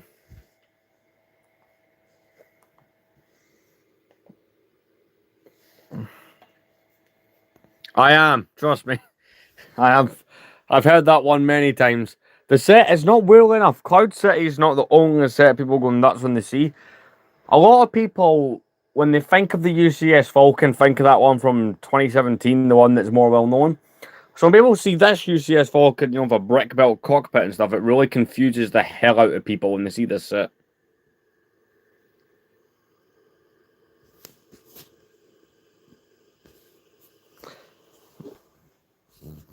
Yeah.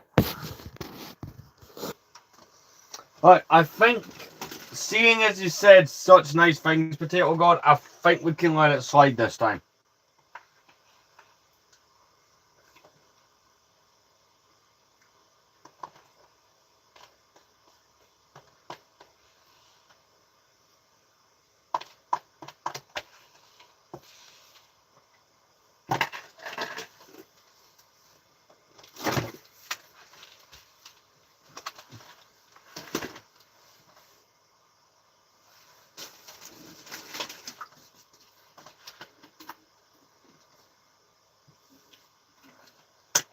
The Boba Fett is nuts.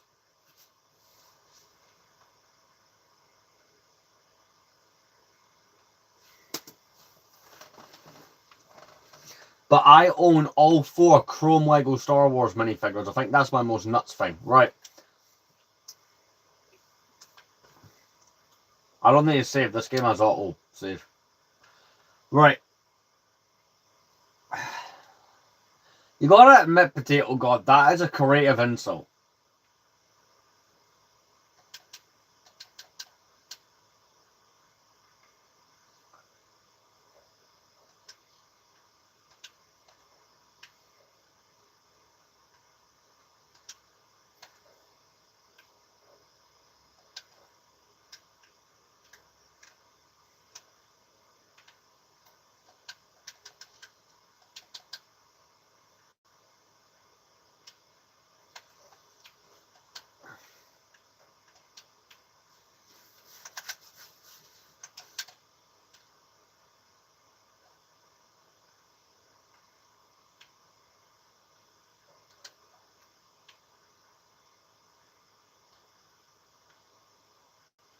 What am I meant to be flying up to here?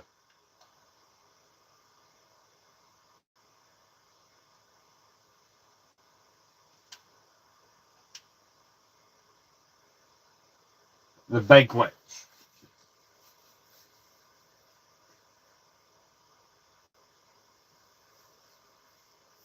Thank you, I appreciate that.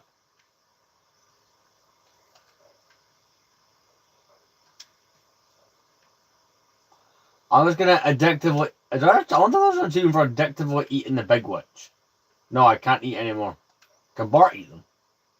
No.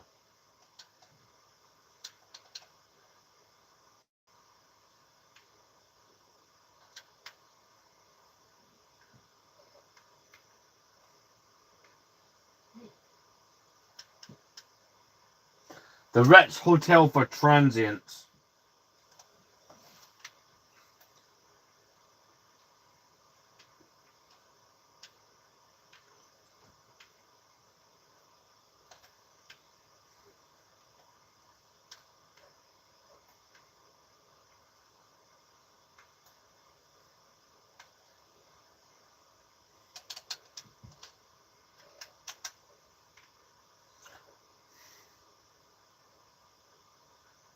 No, we need to be Lisa to get the Malibu Stacy things, so yeah. That's where we're at on that. Where is my smoothie that I have been gradually consuming throughout the stream?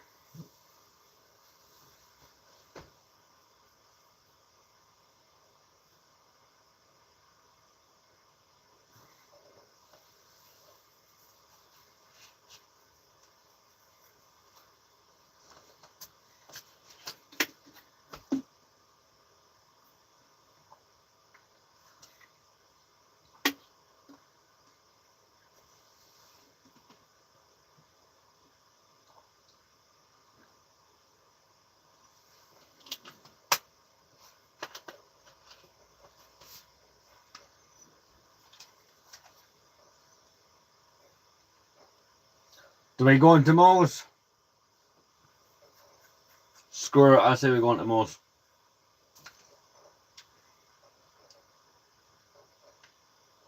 Moe's Sizzlack.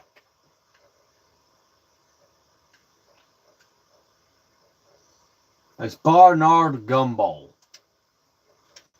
Don't cry for me, I'm already dead. Yeah, just watch me. I didn't binge watching The Simpsons, so just watch me make Simpsons references.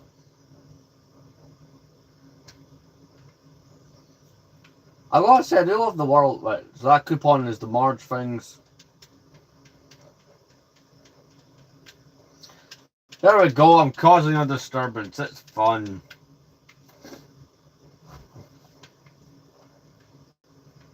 Can we play with the love tester? No.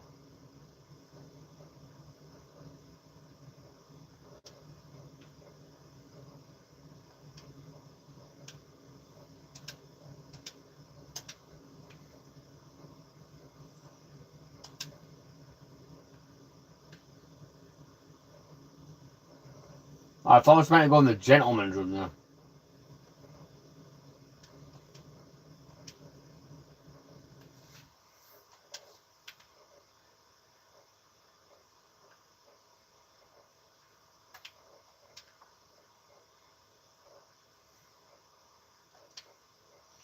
Do I need the volume to understand what's being said? Crap. Does it have music in the background?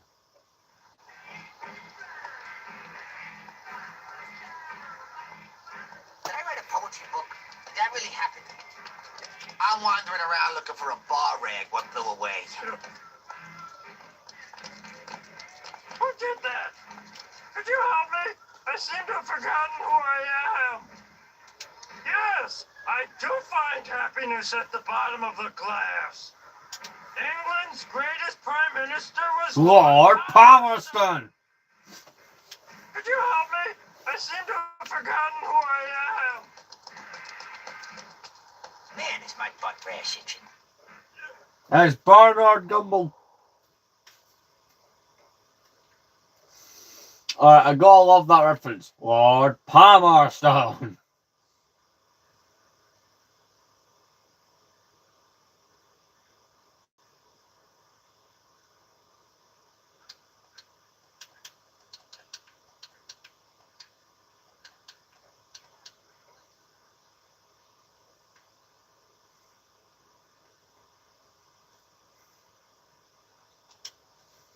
Now let's try that again. Pick up my ear medicine.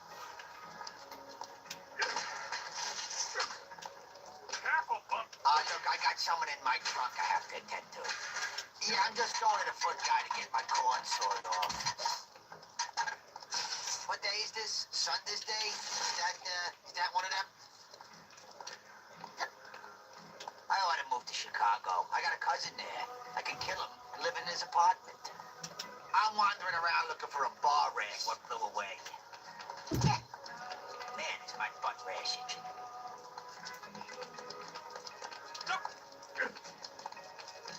Yes, I do find happiness at the bottom of the glass. England's greatest prime minister was Lord Palmerston. Careful, Bumpy.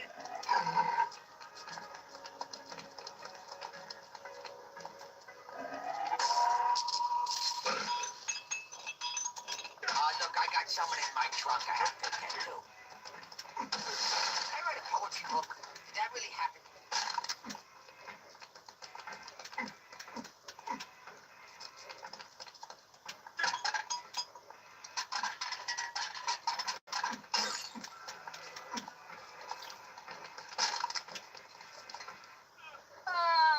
Another night of soup for one, salad for one, wine for three.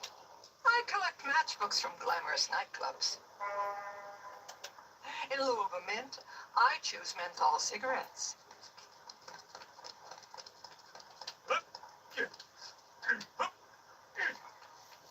Do you know, I may have to look on YouTube what the hell I'm meant to be doing, because I don't actually know.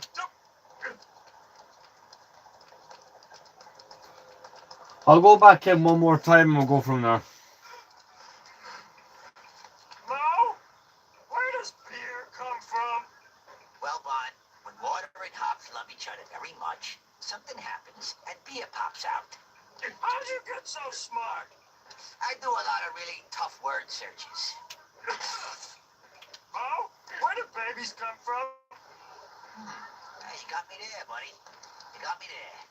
Well, yeah, I'm just going to the foot guy to get my corn sawed off. What day is this? Sunday's day? Is that one? Is this because... Shut up, Mo!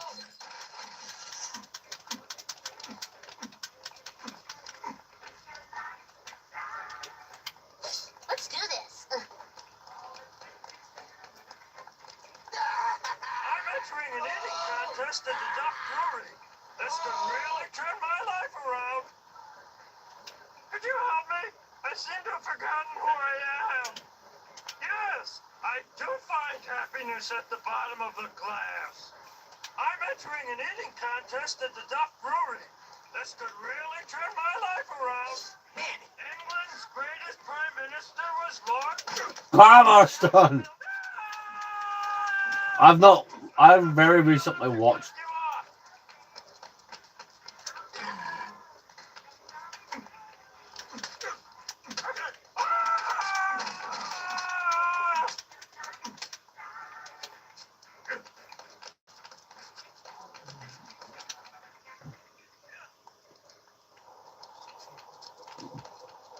Flanders. I'm gonna go through my old cancel checks and give myself an audit. Nope, not bad. I follow the 3 C's: clean living, chewing thoroughly, and a daily dose of vitamin church. Wow, you are next.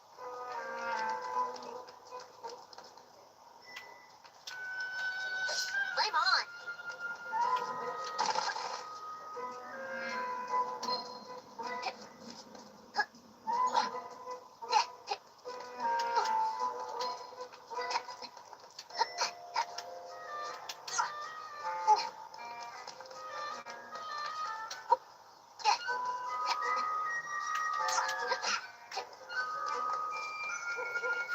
Hmm.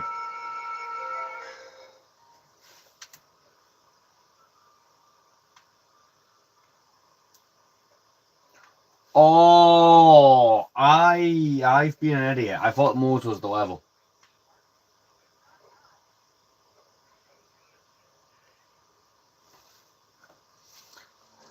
This is the thing Barney was talking about. Right, okay.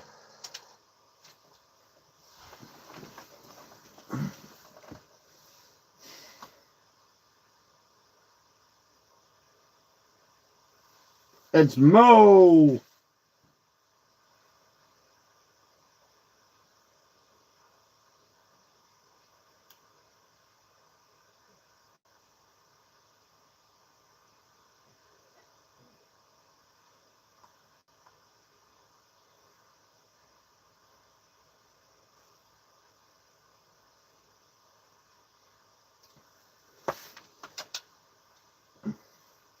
Bumblebee Man, Greenskeeper Lily. We've got Chief Wiggum, comic book guy. Otto, Barney, Kearney. Yeah.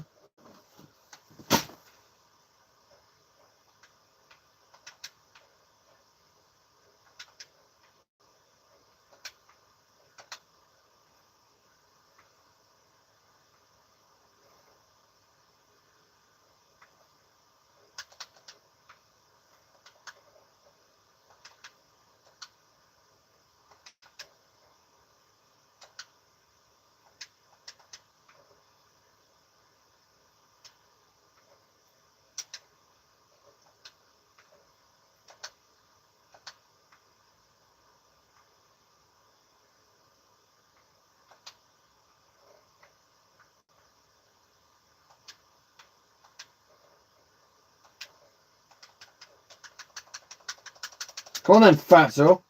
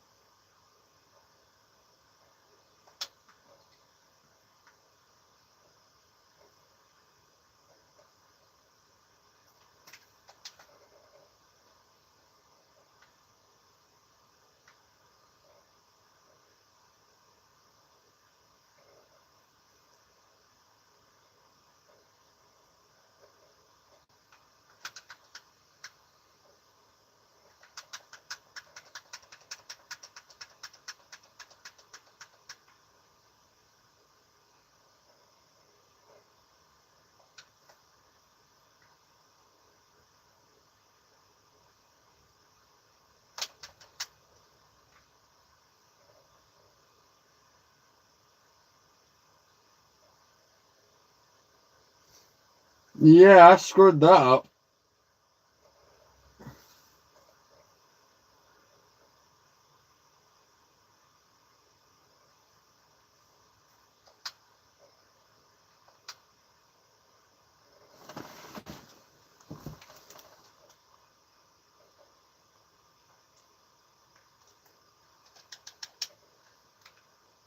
Crap. Where am I?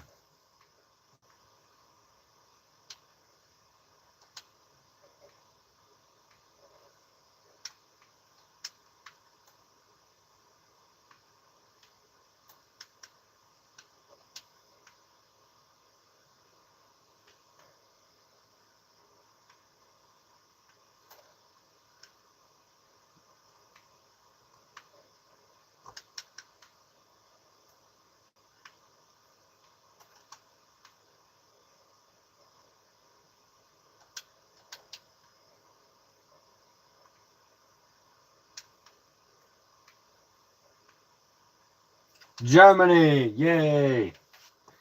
Time for another Simpsons quote. No one who speaks German could possibly be an evil man.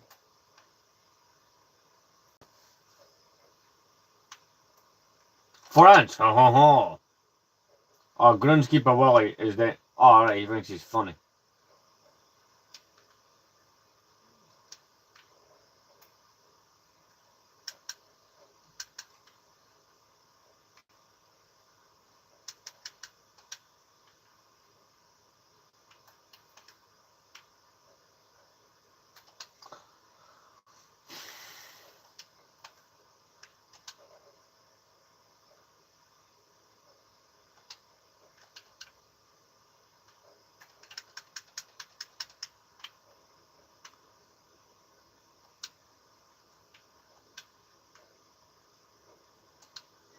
Ah, I now see what I must do.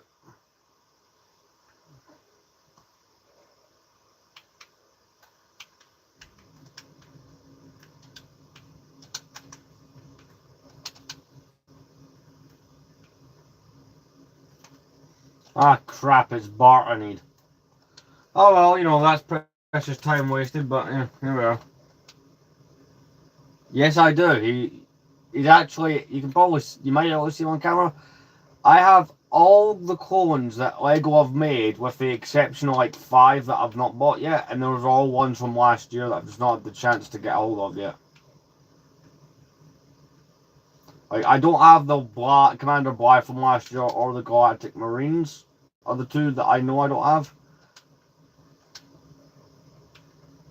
Like, other than that, it's pretty much just those clones I'm missing.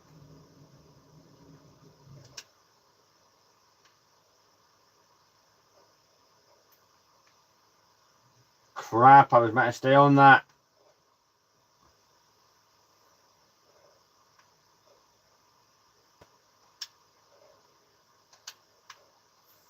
So not right, I gotta go do that again.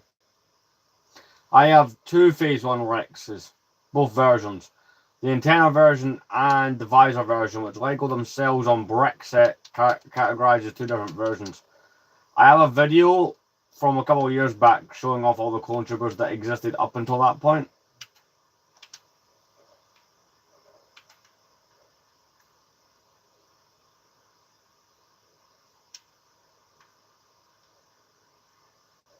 I got to land on the big Scotland flag.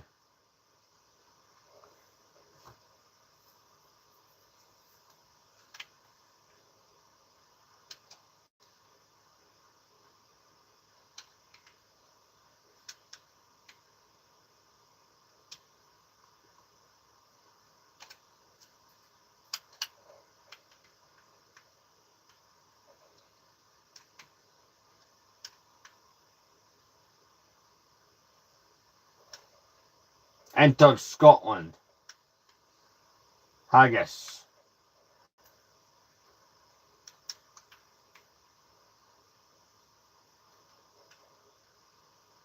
Damn it, I'm trying to aim to smash the door.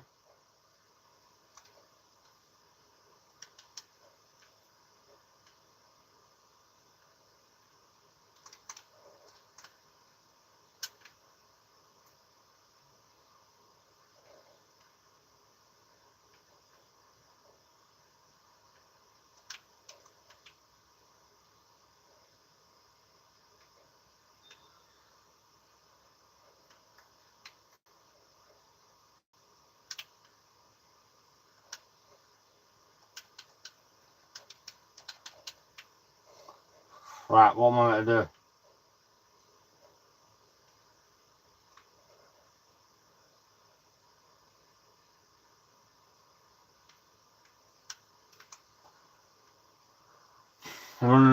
Oh, here we go. Perfect, we got it. Well, let's make progress.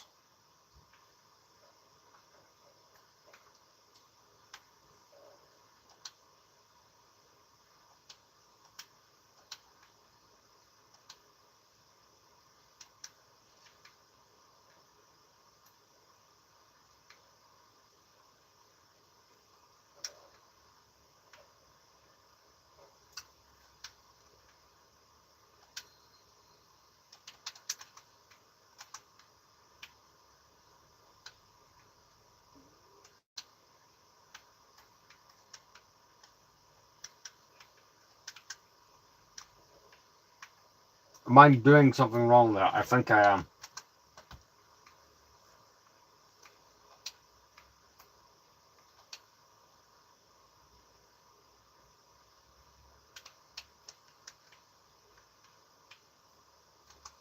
Ah, please don't run out of time again. That would be so annoying. Like, I feel like I've come so far with this. Either way, comic book guy.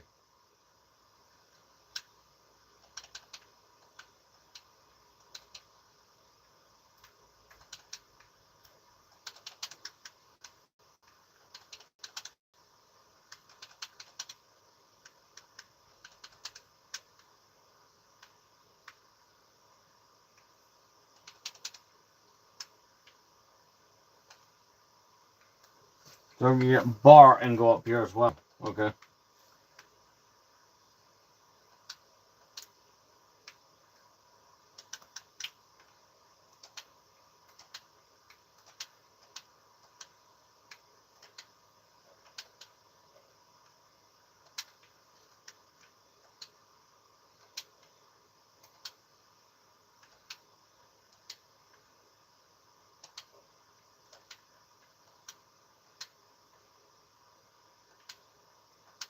Crap. I've got another 5 minutes. Stay on the bloody stone.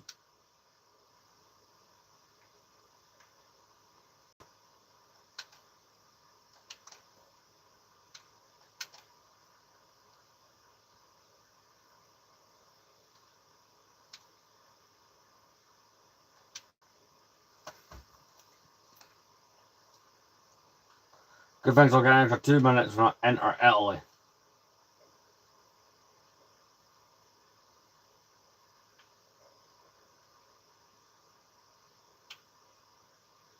Alright. That looks easy enough. I gotta bash it.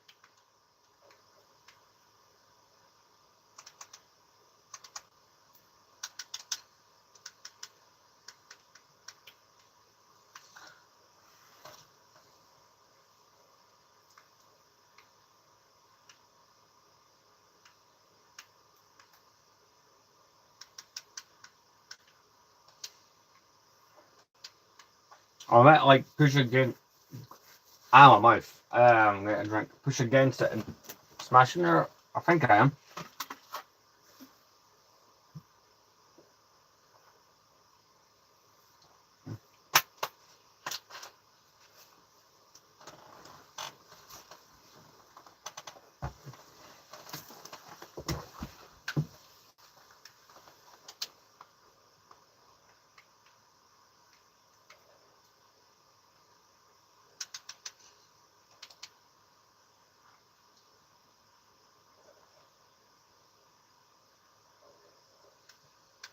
If people start going in my way, it would be easier, but I think that's kind of the point.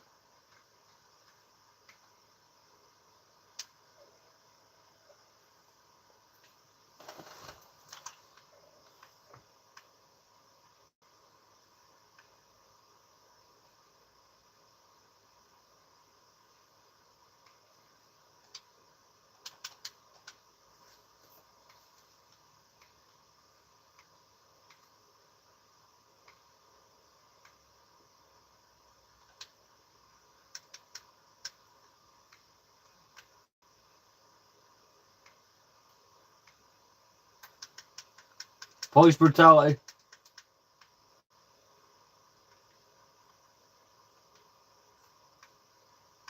Oh god, I'm.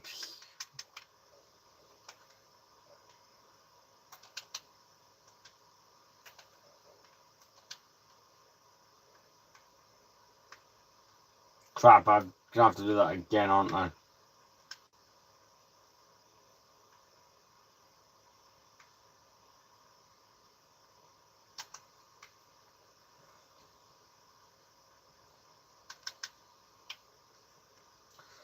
Hmm.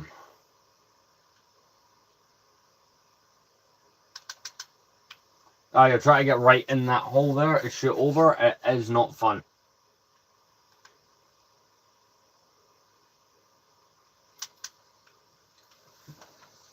Very, very easy to miscalculate.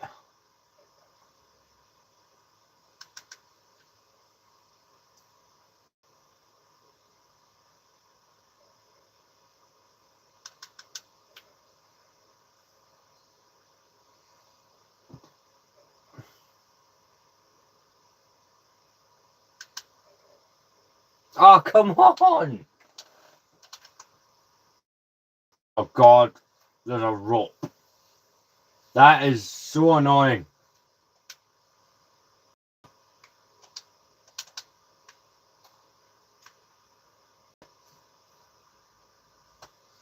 I wish I'd noticed that right away.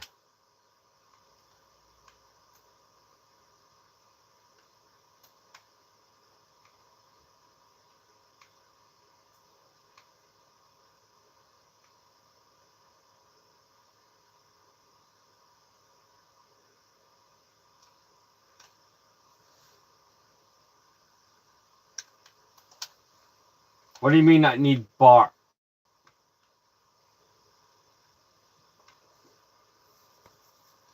Oh no, we're losing time. Gotta be quick.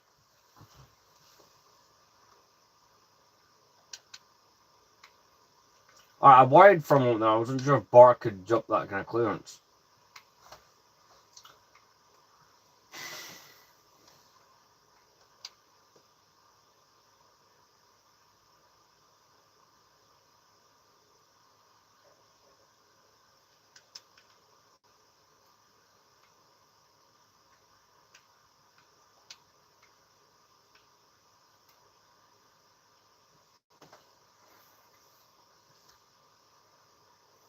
Climb up the bridge.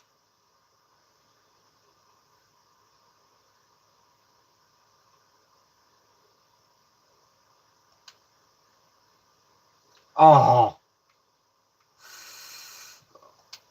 Oh, I'm really hoping that didn't cost too many seconds. Oh no.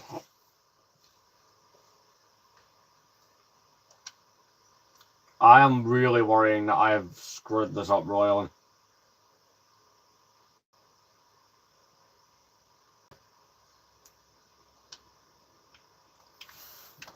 Oh. Guys, I think, see if this is screwed up, I may end up ending the stream because of it.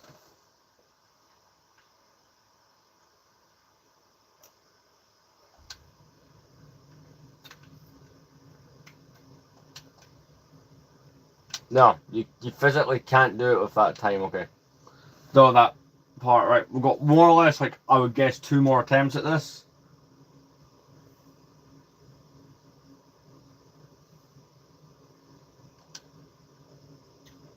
Why? That's stupid. So it's either glitch or try to jump to salvage it. Man, I'm gonna have to do all that again.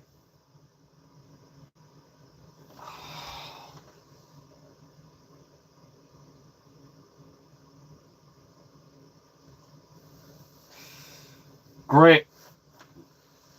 Well, I'm gonna pick that up tomorrow because I do have like work really early in the morning. But I want to thank everyone who tuned into the stream. Yeah, it's been really great here on the channel recently. We're doing really well. It's a 2-hour stream. I didn't realize we'd be on for 2 hours, but we have. So I'll see you guys in the next one. We'll be going through all the figures of the box that still need parts put back on, and we'll most likely be gaming. See ya.